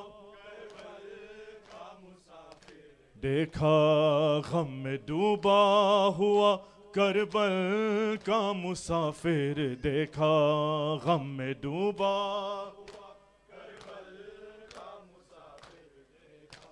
روتے شبیر کو زہرا کی لحد پر دیکھا غم میں ڈوبا ہوا کربل کا مسافر دیکھا غم میں ڈوبا ہوا احسن جزاک اللہ غم میں ڈوبا ہوا کربل کا مسافر دیکھا غم میں ڈوبا ہوا غم میں ڈوبا ہوا کربل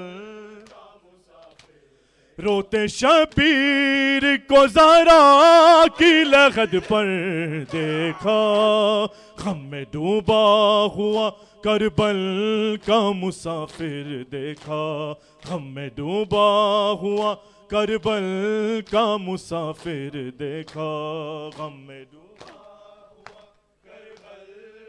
سب پر نام مولا غم میں ڈوبا ہوا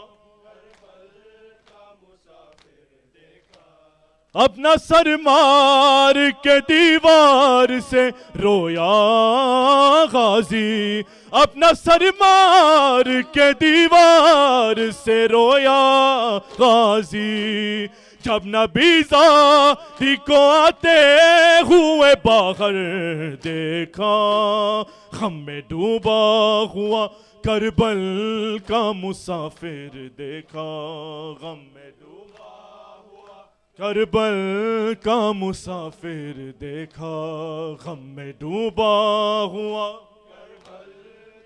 ماشاءاللہ ماتمیو غم میں ڈوبا ہوا کربل نور آنکھوں کا گیا قاتلوں سے پوچھے حسین نور آنکھوں کا گیا قاتل سے پوچھے حسین کوئی بتلائے کسی نے میرا اکبر دیکھا غم میں ڈوبا ہوا کربل کا مسافر دیکھا غم کربل کا مسافر دیکھا غم میں ڈوبا ہوا کربل کا مسافر دیکھا غم میں ڈوبا ہوا کربل کا مسافر دیکھا راوی لکھتے ہیں کہ سجاد کو جب ہوش آیا راوی لکھتے ہیں کہ سجاد کو جب ہوش آیا چلتے خیام میں زینب کو کھلے سر دیکھا غم میں ڈوبا ہوا کربل کا مسافر دیکھا غم میں ڈوبا ہوا کربل کا مسافر دیکھا غم میں ڈوبا ہوا کربل کا مسافر دیکھا غم میں ڈوبا ہوا کربل کا مسافر دیکھا غم میں ڈوبا کربل کا مسافر دیکھا یہ خدا جان کے زندہ رہی یا مر گئی ماں یا خدا جان کے زندہ رہی یا مر گئی ماں شے کے ہاتھوں پہ ہے جب لاشائے اصغر دیکھا غم میں ڈوبا ہوا کربل کا مسافر دیکھا غم میں ڈوبا ہوا کربل کا مسافر دیکھا غم میں ڈوبا ہوا کربل کا مسافر دیکھا غم میں ڈوبا ہوا ماشاءاللہ یہ فقط غوثلہ تیرا ہے میرے مولا حسین یہ فقط غوثلہ تیرا ہے میرے مولا حسین کوئی دفنا تانا بیٹے کو پیمبر دیکھا غم میں ڈوبا ہوا کربل کا مسافر دیکھا غم میں ڈوبا ماشاءاللہ کا مسافر دیکھا غم میں ڈوبا ہوا غم میں ڈوبا ہوا دور تک پھیلی ہے قاسم کی جوانی رن میں دور تک پھیلی ہے قاسم کی جوانی رن میں دیر تک ڈھونڈتا پھر سیتے پیمبر دیکھا غم میں ڈوبا ہوا کربل کا مسافر دیکھا غم میں ڈوبا ہوا کربل کا مسافر دیکھا غم میں ڈوبا ہوا کربل کا مسافر دیکھا غم میں ڈوبا ہوا کربل اپنا سر مار کے دیوار سے رویا غازی اپنا سر مار کے دیوار سے رویا غازی جب نبی زادی کو آتے ہوئے باہر دیکھا غم میں ڈوبا ہوا کربل کا مسافر دیکھا غم میں ڈوبا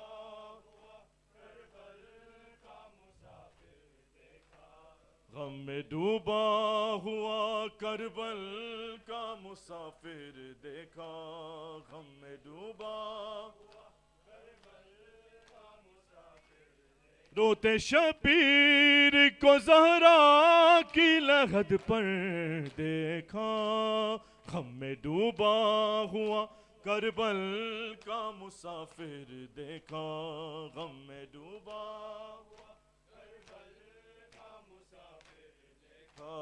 غم میں ڈوبا ہوا ساتھ بابا کے ہی مر گئی ہے سکینہ لوگوں ساتھ بابا کے ہی مر گئی ہے سکینہ لوگوں پیاسی گردن پہ جو معصومان خنجر دیکھا غم میں ڈوبا ہوا کربل کا مسافر دیکھا غم میں ڈوبا ہوا کربل کا مسافر دیکھا غم میں ڈوبا ہوا کربل کا مسافر دیکھا غم میں ڈوبا ہوا دیکھا غم میں ڈوبا ہوا جب مجھے آپ کے قاتل نے ہے مارا بابا، جب مجھے آپ کے قاتل نے ہے مارا بابا، جب مجھ سب پڑھے آپ کے قاتل نے ہے مارا بابا، جب مجھے آپ کے قاتل نے ہر تماچے پہ سکینہ نے، ہر تماچے پہ سکینہ نے پکارا بابا، جب مجھے آپ کے قاتل نے ہے مارا بابا، جب مجھے آپ کے جزاک اللہ را بابا، جب مجھے آپ کے قاتل مجھے بالوں سے پکڑ کر گئے تماچے مارے، مجھے بالوں سے پکڑ کر گئے تماچے مارے، میں نے سر شمر سے مانگا جو تمہارا بابا، جب مجھے آپ کے قاتل نے ہے مارا بابا، جب مجھے آپ کے قاتل نے ہائے ہائے بابا، جب مجھے آپ کے قاتل نے آپ کے سینے پہ آرام سے سونے والی، آپ کے سینے پہ آرام سے سونے والی، سو کے اب خاک پہ کرتی ہے گزارا بابا، جب مجھے آپ کے قاتل نے ہے مارا بابا،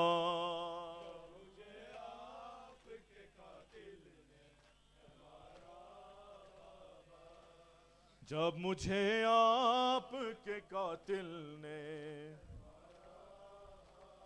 قید خانہ گئے سکینہ گئے ستمگاری گئے، قید خانہ گئے سکینہ گئے ستمگاری گئے، کیوں نہیں آتے مجھے دینے سہارا بابا، جب مجھے آپ کے قاتل نے ہے مارا بابا، جب مجھے آپ کے قاتل نے بابا، جب مجھے آپ کے قاتل نے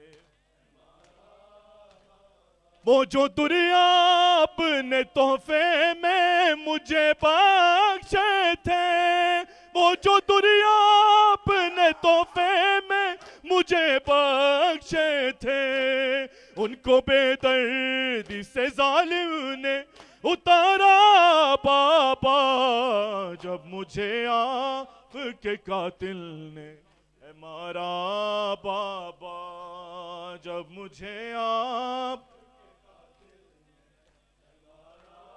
بابا، جب مجھے آپ کے قاتل نے نوک نیزہ پہ اسے دیکھوں تو دیکھوں کیسے، نوک نیزہ پہ اسے دیکھوں تو دیکھوں کیسے، میرا اصغر تھا مجھے جان سے بھی پیارا بابا، جب مجھے آپ کے قاتل نے ہے مارا بابا، جب مجھے آپ ہے مارا بابا، جب مجھے آپ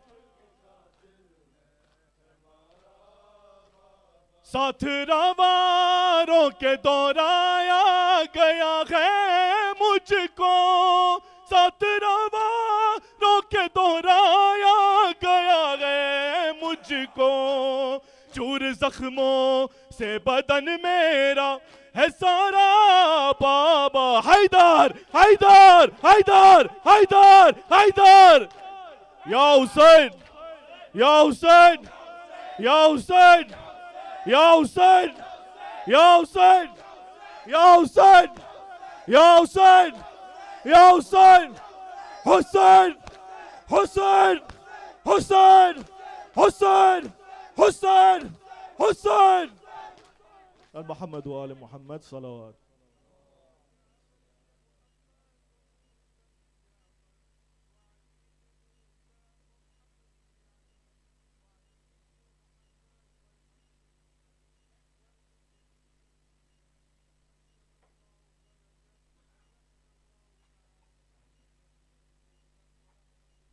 زيارة عاشوراء.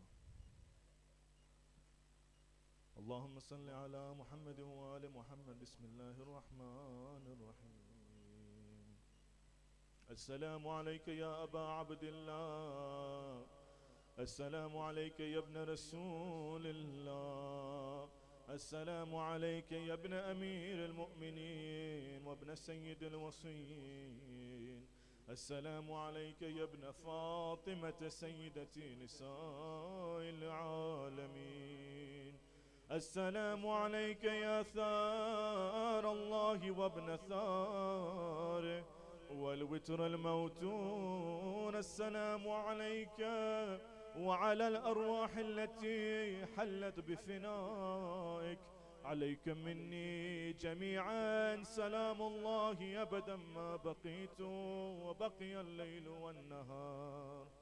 يا أبا عبد الله، لقد عظمت الرزية وجلت وعظمت المصيبة بك علينا وعلى جميع أهل الإسلام، وجلت وعظمت مصيبتك في السماوات على جميع أهل السماوات، فلعن الله أمة أسست أساسا الظلم والجور عليكم أهل البيت، ولعن الله أمة دفعتكم عن مقامكم وأزالتكم عن مراتبكم التي رتبكم الله فيها، ولعن الله أمة قتلتكم، ولعن الله الممهدين لهم بالتمكين من قتالكم.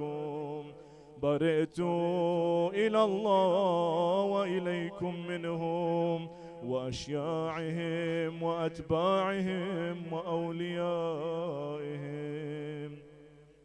يا أبا عبد الله، إني سلم لمن سالمكم وحرب لمن حاربكم إلى يوم القيامة، ولعن الله آل زياد وآل مروان، ولعن الله بني أمية قاطبة، ولعن الله ابن مرجانا، ولعن الله عمر بن سعد، ولعن الله شمرا، ولعن الله أمة أسرجت وأنجمت وتنقبت لقتالك. بأبي أنت وأمي لقد عظم مصابي بك، فأسأل الله الذي أكرم مقامك وأكرمني أن يرزقني طلب ثارك مع إمام منصور من أهل بيت محمد صلى الله عليه وآله. اللهم اجعلني عندك وجيها بالحسين عليه السلام في الدنيا والآخرة. يا أبا عبد الله، إني أتقرب إلى الله وإلى رسوله وإلى أمير المؤمنين وإلى فاطمة وإلى الحسن وإليك بموالاتك وبالبراءة ممن أسس أساس ذلك وبنى عليه بنيانا وجرى في ظلمه وجوره عليكم وعلى أشياعكم. برئت إلى الله وإليكم منهم، وأتقرب إلى الله ثم إليكم بموالاتكم وموالاة وليكم وبالبراءة من أعدائكم والناصبين لكم الحرب. وبالبراءة من أشياعهم وأتباعهم. إني سلم لمن سالمكم، وحرب لمن حاربكم، وولي لمن والاكم، وعدو لمن عاداكم. فأسأل الله الذي أكرمني بمعرفتكم ومعرفة أوليائكم ورزقني البراءة من أعدائكم أن يجعلني معكم في الدنيا والآخرة، وأن يثبت لي عندكم قدم صدق في الدنيا والآخرة. وأسأله أن يبلغني المقام المحمود لكم عند الله، وأن يرزقني طلب ثاري مع إمام هدى ظاهر ناطق بالحق منكم. وأسأل الله بحقكم وبالشأن الذي لكم عنده أن يعطيني بمصابيبكم أفضل ما يعطي مصابا بمصيبته، مصيبة ما أعظمها وأعظم رزيتها في الإسلام وفي جميع أهل السماوات والأرض. اللهم اجعلني في مقامي هذا ممن تناله منك صلوات ورحمة ومغفرة. اللهم اجعل محياي محيا محمد وآل محمد، ومماتي ممات محمد وآل محمد. اللهم إن هذا يوم تبركت به بنو أمية وابن آكلة الأكباد اللعين ابن اللعين على لسانك ولسان نبيك صلى الله عليه وآله في كل موطن وموقف وقف فيه نبيك صلى الله عليه وآله. اللهم لعن أبا سفيان ومعاوية ويزيد بن معاوية، عليهم منك اللعنة أبد الآبدين. وهذا يوم فرحت به آل زياد وآل مروان بقتلهم الحسين صلوات الله عليه. اللهم فضاعف عليهم اللعن منك والعذاب الأليم. اللهم إني أتقرب إليك في هذا اليوم وفي موقفي هذا وأيام حياتي وبالبراءة منهم واللعنة عليهم وبالموالاة لنبيك وآل نبيك عليه وعليهم السلام. اللهم لعن أول ظالم ظلم حق محمد وآل محمد وآخر تابع له على ذلك. اللهم لعن العصابة التي جاهدت الحسين عليه السلام وشايعت وبايعت وتابعت على قتله. اللهم لعنهم جميعا. Everybody together. السلام عليك يا أبا عبد الله وعلى الأرواح التي حلت بفنائك. عليك مني سلام الله أبدا ما بقيت وبقي الليل والنهار، ولا جعله الله آخر العهد مني لزيارتكم. السلام على وعلى علي بن وعلى أولاد وعلى أصحاب الحسين. اللهم خص أنت أول ظالم باللعن مني، وابدأ به أولا ثم الثانية والثالثة والرابع. اللهم لعن يزيد خامسا، ولعن عبيد الله بن زياد وابن مرجانة وعمر بن سعد وشمرا وآل أبي سفيان وآل زياد وآل مروان إلى يوم القيامة. Please go into sajda if you can. اللهم لك الحمد حمد الشاكرين لك على مصابهم، الحمد لله على عظيم رزيتي. اللهم ارزقني شفاعة الحسين عليه السلام يوم الورود، وثبت لي قدم صدق عندك مع الحسين وأصحاب الحسين الذين بذلوا مهجهم دون الحسين عليه السلام.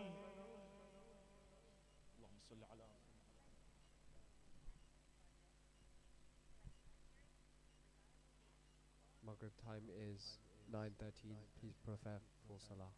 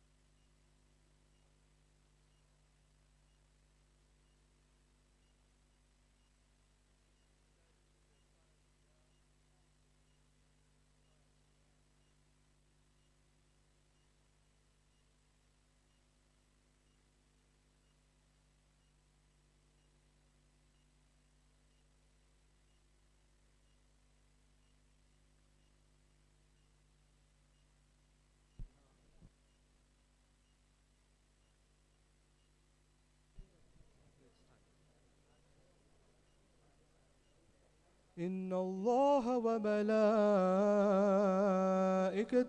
يصلون على النبي يا أيها الذين آمنوا صلوا عليه وسلموا تسليما.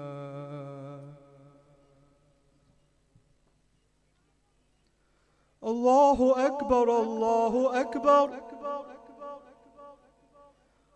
الله أكبر الله أكبر أشهد أن لا إله إلا الله.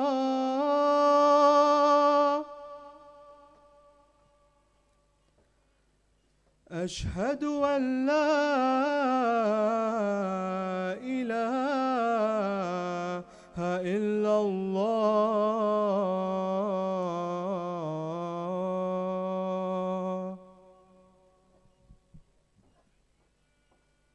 أشهد أن محمدا رسول الله.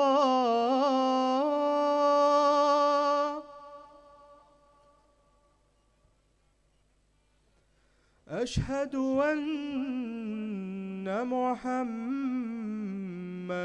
رسول الله.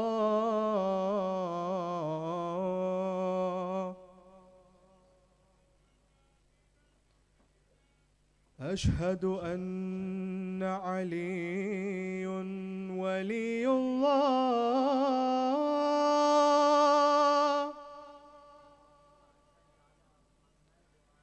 أشهد أن علي حجة الله.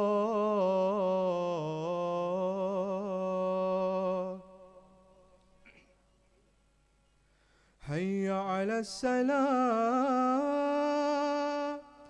حي على السلام. حي على الفلاح. حي على الفلاح. حي على خير العمل. حي على خير العمل. الله أكبر الله أكبر. لا إله إلا الله. لا إله إلا الله.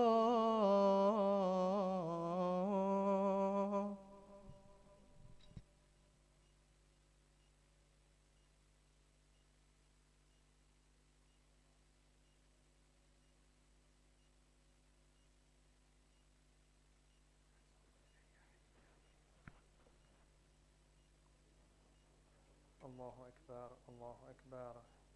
أشهد أن لا إله إلا الله. أشهد أن لا إله إلا الله. أشهد أن محمد رسول الله. أشهد أن محمد رسول الله. أشهد أن عليا ولي الله. أشهد أن عليا حجة الله. حي على الصلاة. حي على الصلاة.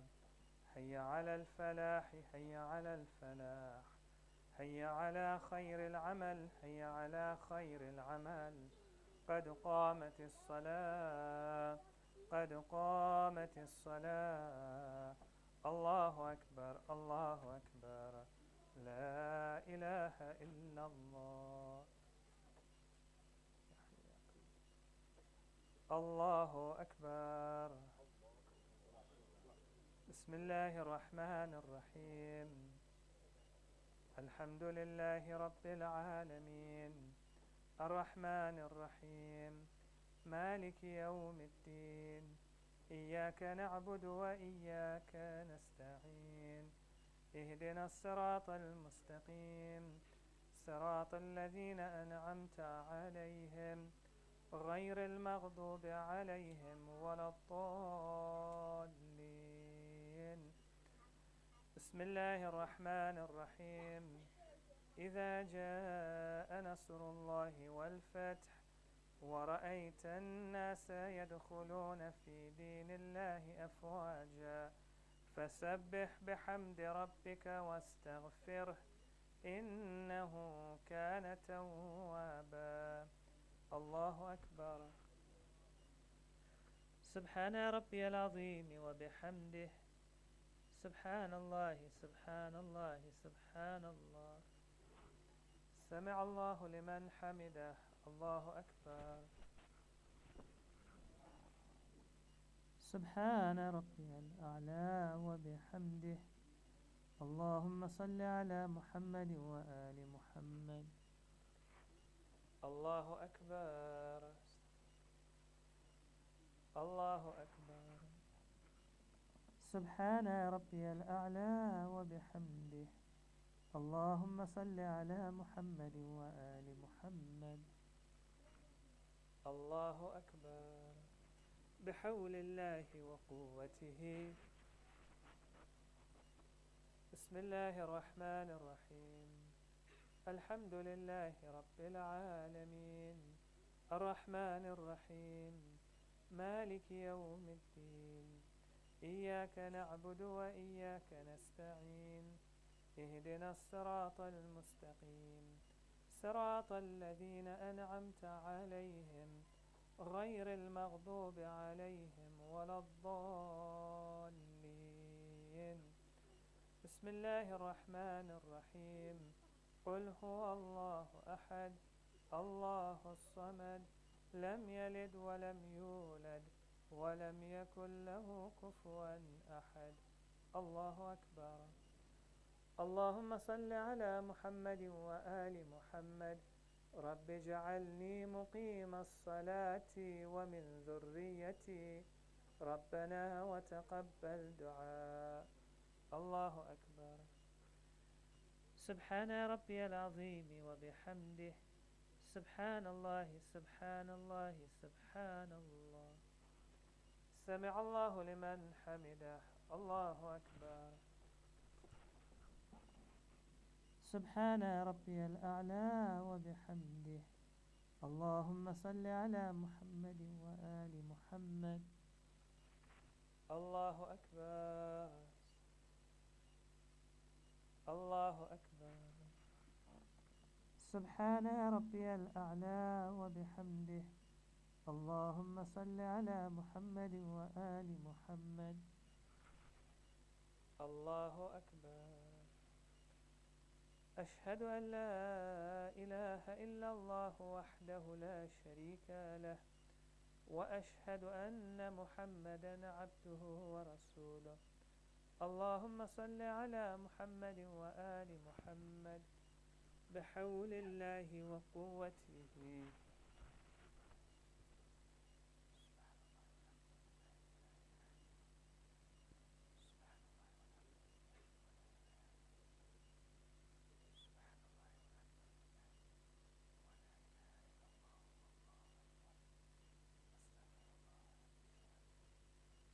الله أكبر.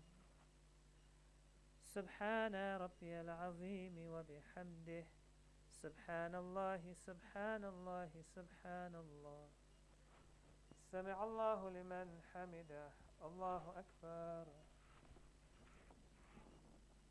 سبحان ربي الأعلى وبحمده. اللهم صل على محمد وآل محمد. الله أكبر. الله أكبر.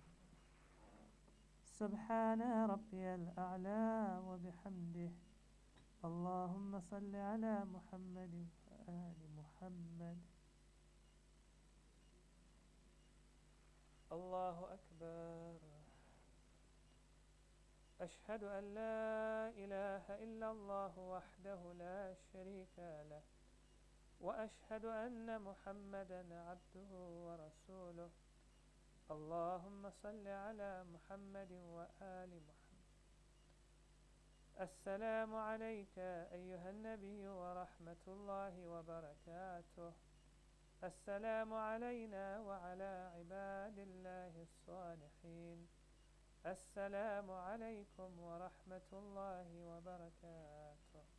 الله أكبر. الله أكبر. الله أكبر. لا إله إلا الله.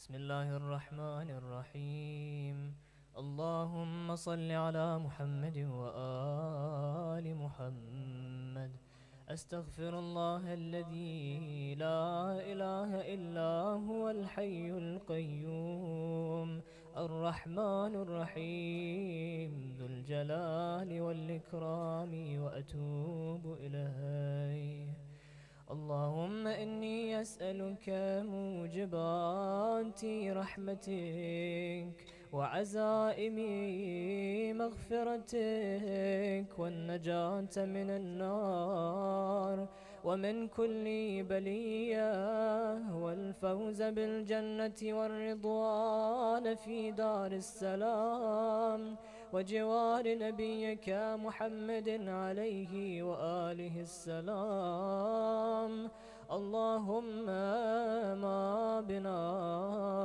من نعمة فمنك لا إله إلا أنت أستغفرك وأتوب إليك.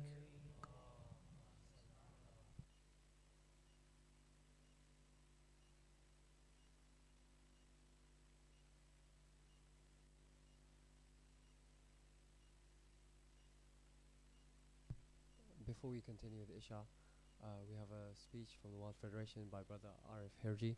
Please welcome him with a salawat ala Muhammad wa ali Muhammad.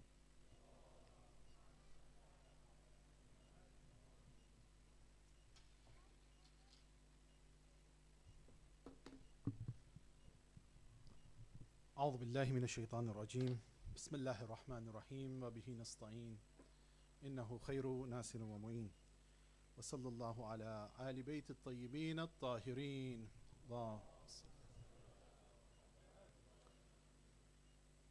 Dear Shaykh Murtaza Bachoo, my elders, brothers and sisters, learned children, Assalamu alaikum wa rahmatullah. I know it's very unorthodox that between Maghrib and Isha I'm speaking, but it's because of a technical issue, so bear with me and I'll be very, very short, inshallah. Tonight, we remember a person who is part of what you would call senior citizen. But it is a friend. When Imam al-Hussein alayhi salam needed him the most, he was there. But also this man was extremely thirsty on the lands of Karbala. Regarding thirst, which is an intrinsic, innate, humankind nature, and hence water is the solution, and hence do we remember the youngest one, Ali al-Asghar, with the parched lips, or do we remember the pierced water bag of Alamdar Hazrat Abbas, or do we go to the lands of Karbala when there was only one man whose voice penetrated even that the enemies heard, Yunadi Haqqa Jaddi Ana Atshana, that by my grandfather I am thirsty. On that note, the heroes of our community, Stanmore Jaffries, every year raises money for Ali Asghar water appeal. Even this year, they are going full out, and on the night of Ashura, they will come and say about this. But even tonight, we are raising money, and Stanmore Jaffrey volunteers and community volunteers outside. On that one, please sign up for the walkathon. Now, my very main announcement for tonight will come if you come with me and we have the loudest of salawat. Ala Muhammad wa ali Muhammad.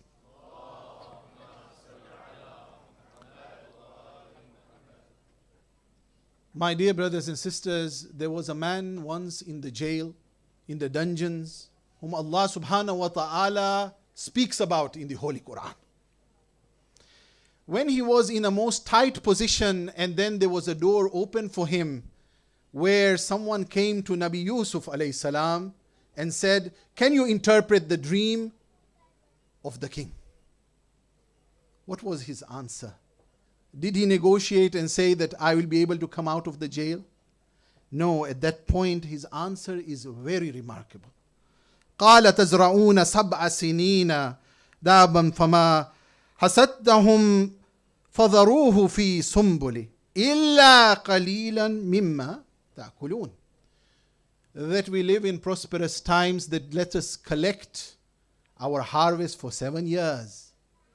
Only have a bit put aside for eating. Rest of it keep. When we have a difficult time, then we are ready. As a community, we can learn that when things are tight or good, we can plan. But unfortunately, we as a community today don't know how many we are, where our needs are, where should a school be built, where is a madrasa needed, where is a hospital needed, where is a well needed, where do we need to have a community fund. It is not known, and therefore every regional federation, every Jamaat and the World Federation have come together to set up a global census. The first step of this global census happens this very Ashura. What shall I do? The only thing which we need, the Azadaran of Imam Hussein to come to the center. There will be volunteers and there will be a head count which will take place, which will help us to say, how do we use our resources the best? That was my humble presentation, where I would just say, go home and say that we're going to be part of a head count. May I ask the audio video team to show a short video. Assalamu alaikum wa rahmatullahi wa barakatuh.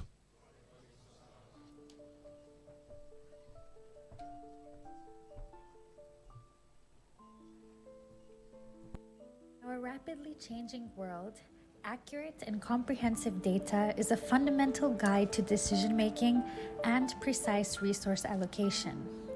The World Federation Global Census Project aims to collect accurate and reliable data from all regions to get closer to the vision of preparing a global generational plan. The headcount exercise will be a stepping stone towards the World Federation Global Census, which will run across all federations on the day of Ashura, the 10th of Muharram. This initiative will involve all individuals attending their respective centers, both male and female, and across all age groups. It will take place on the same day across all of our Jamaats globally. The initiative will help to provide baseline data for the team, which will enable accurate planning and resource allocation. As a member, you will receive a blank card from a volunteer as you enter your center. There will be a table with boxes labeled according to age group, and you will place your card into the box that corresponds with your age group. During this, you need not write or provide any details on the card. The success of the World Federation Headcount Initiative relies on the participation of individuals like you. Together, we can make a significant difference in shaping a better future for all. This is an opportunity for us to come together to build a brighter future for generations to come. So let us make history, one person at a time, as we embark on this remarkable journey. Be a part of something extraordinary. Be a part of the World Federation Headcount Initiative.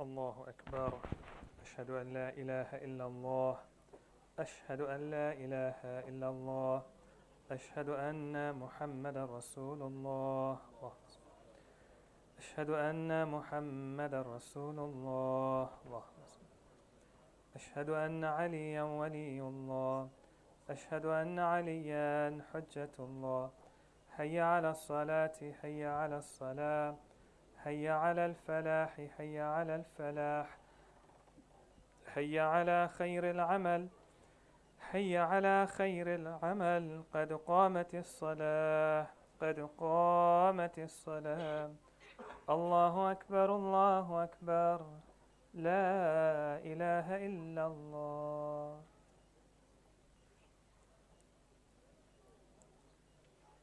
الله أكبر بسم الله الرحمن الرحيم الحمد لله رب العالمين الرحمن الرحيم مالك يوم الدين إياك نعبد وإياك نستعين اهدنا الصراط المستقيم صراط الذين أنعمت عليهم غير المغضوب عليهم ولا الضالين. بسم الله الرحمن الرحيم. إنا أعطيناك الكوثر فصل لربك وانحر إن شانئك هو الأبتر. الله أكبر. سبحان ربي العظيم وبحمده سبحان الله سبحان الله سبحان الله. سمع الله لمن حمده. الله أكبر. سبحان ربي الأعلى وبحمده اللهم صل على محمد وآل محمد. الله أكبر. الله أكبر. سبحان ربي الأعلى وبحمده اللهم صل على محمد وآل محمد. الله أكبر. بحول الله وقوته. بسم الله الرحمن الرحيم. الحمد لله رب العالمين الرحمن الرحيم مالك يوم الدين إياك نعبد وإياك نستعين اهدنا الصراط المستقيم صراط الذين أنعمت عليهم غير المغضوب عليهم ولا الضالين. بسم الله الرحمن الرحيم. قل هو الله أحد الله الصمد لم يلد ولم يولد ولم يكن له كفوا أحد. الله أكبر. اللهم صل على محمد وآل محمد. ربنا أفرغ علينا صبرا وثبت أقدامنا وانصرنا على القوم الكافرين. الله أكبر. سبحان ربي العظيم وبحمده سبحان الله سبحان الله سبحان الله. سمع الله لمن حمده. الله أكبر. سبحان ربي الأعلى وبحمده اللهم صل على محمد وآل محمد. الله أكبر. الله أكبر. سبحان ربي الأعلى وبحمده اللهم صل على محمد وآل محمد. الله أكبر. أشهد أن لا إله إلا الله وحده لا شريك له وأشهد أن محمدا عبده ورسوله. اللهم صل على محمد وآل محمد بحول الله وقوته.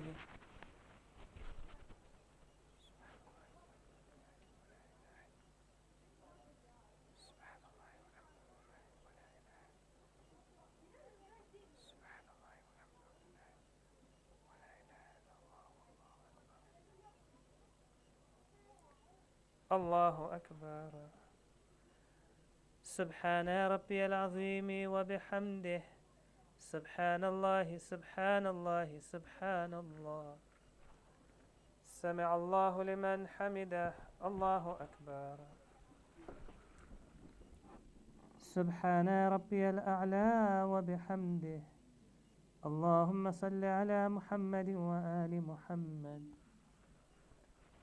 الله أكبر. الله أكبر. سبحان ربي الأعلى وبحمده اللهم صل على محمد وآل محمد. الله أكبر. بحول الله وقوته.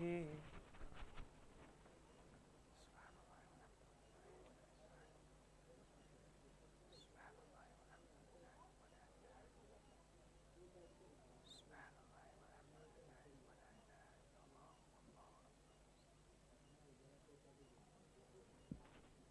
الله أكبر.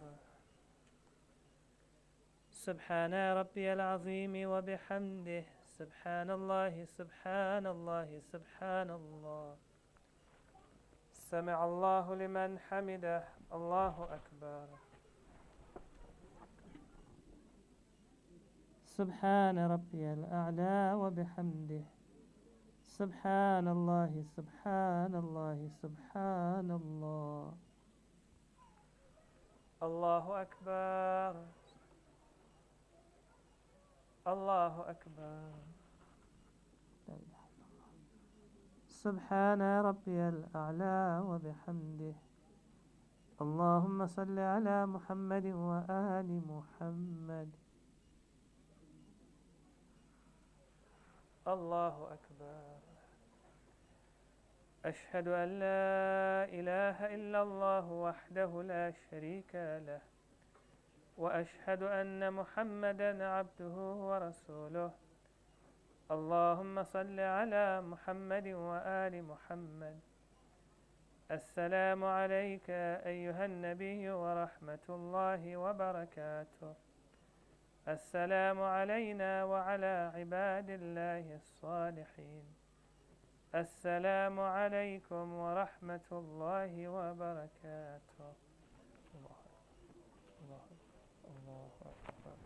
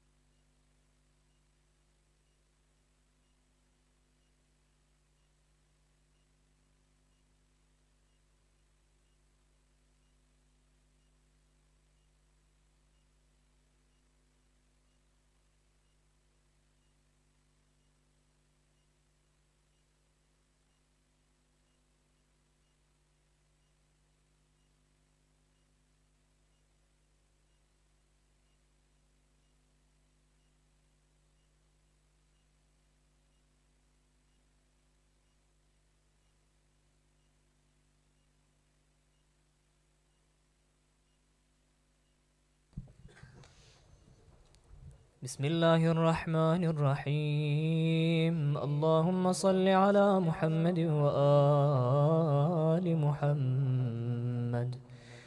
اللهم إنه ليس لي علم بموضع رزقي، وإنما أطلبه بخطرات تخطر على قلبي، فأجول في طلبه البلدان، فأنا فيما أنا طالب كالحيران، لا أدري أفي سهل هو أم في جبل، أم في أرض أم في سماء، أم في بر أم في بحر، على يدي من ومن قبل من.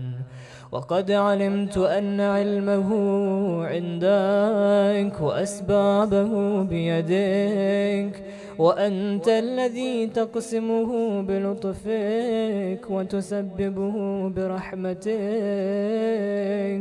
اللهم فصل على محمد وآله، واجعل يا ربي رزقك لي واسعا، ومطلبه سهلا، ومأخذه قريبا، ولا تعنني بطلب ما لم تقدرني فيه رزقا، فإنك غني عن عذابي، وأنا فقير إلى رحمتك. فصل على محمد وآله، وجد على عبدك بفضلك، إنك ذو فضل عظيم.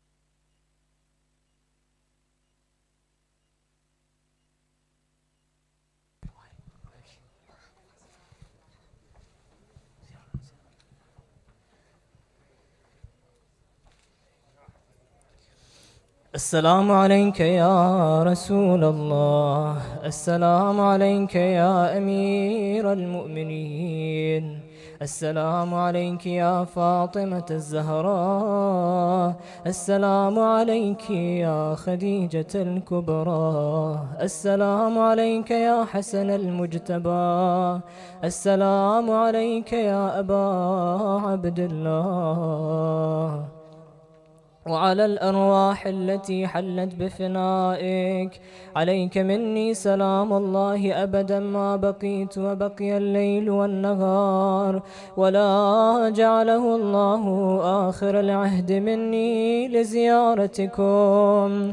السلام على الحسين وعلى علي بن الحسين وعلى أولاد الحسين وعلى أصحاب الحسين. السلام عليكم يا شهداء كربلاء ورحمة الله وبركاته. السلام عليكم يا 9 المعصومين من ذرية الحسين، علي بن الحسين ومحمد بن علي وجعفر بن محمد وموسى بن جعفر وعلي بن موسى ومحمد بن علي وعلي بن محمد والحسن بن علي والحجة بن الحسن. عجل الله تعالى فرجك وسهل الله تعالى مخرجك وظهورك. والسلام عليكم جميعا ورحمة الله وبركاته. بسم الله الرحمن الرحيم. اللهم كن لوليك الحجة بن الحسن صلواتك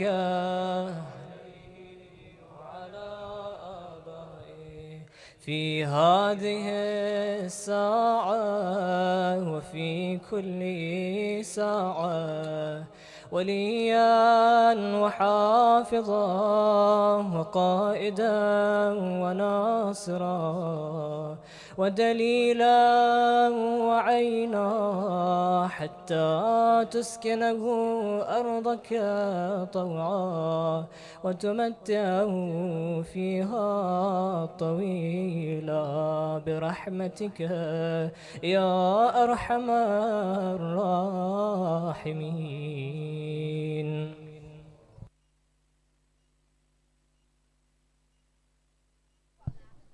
Brothers, please be seated for Tabarruk.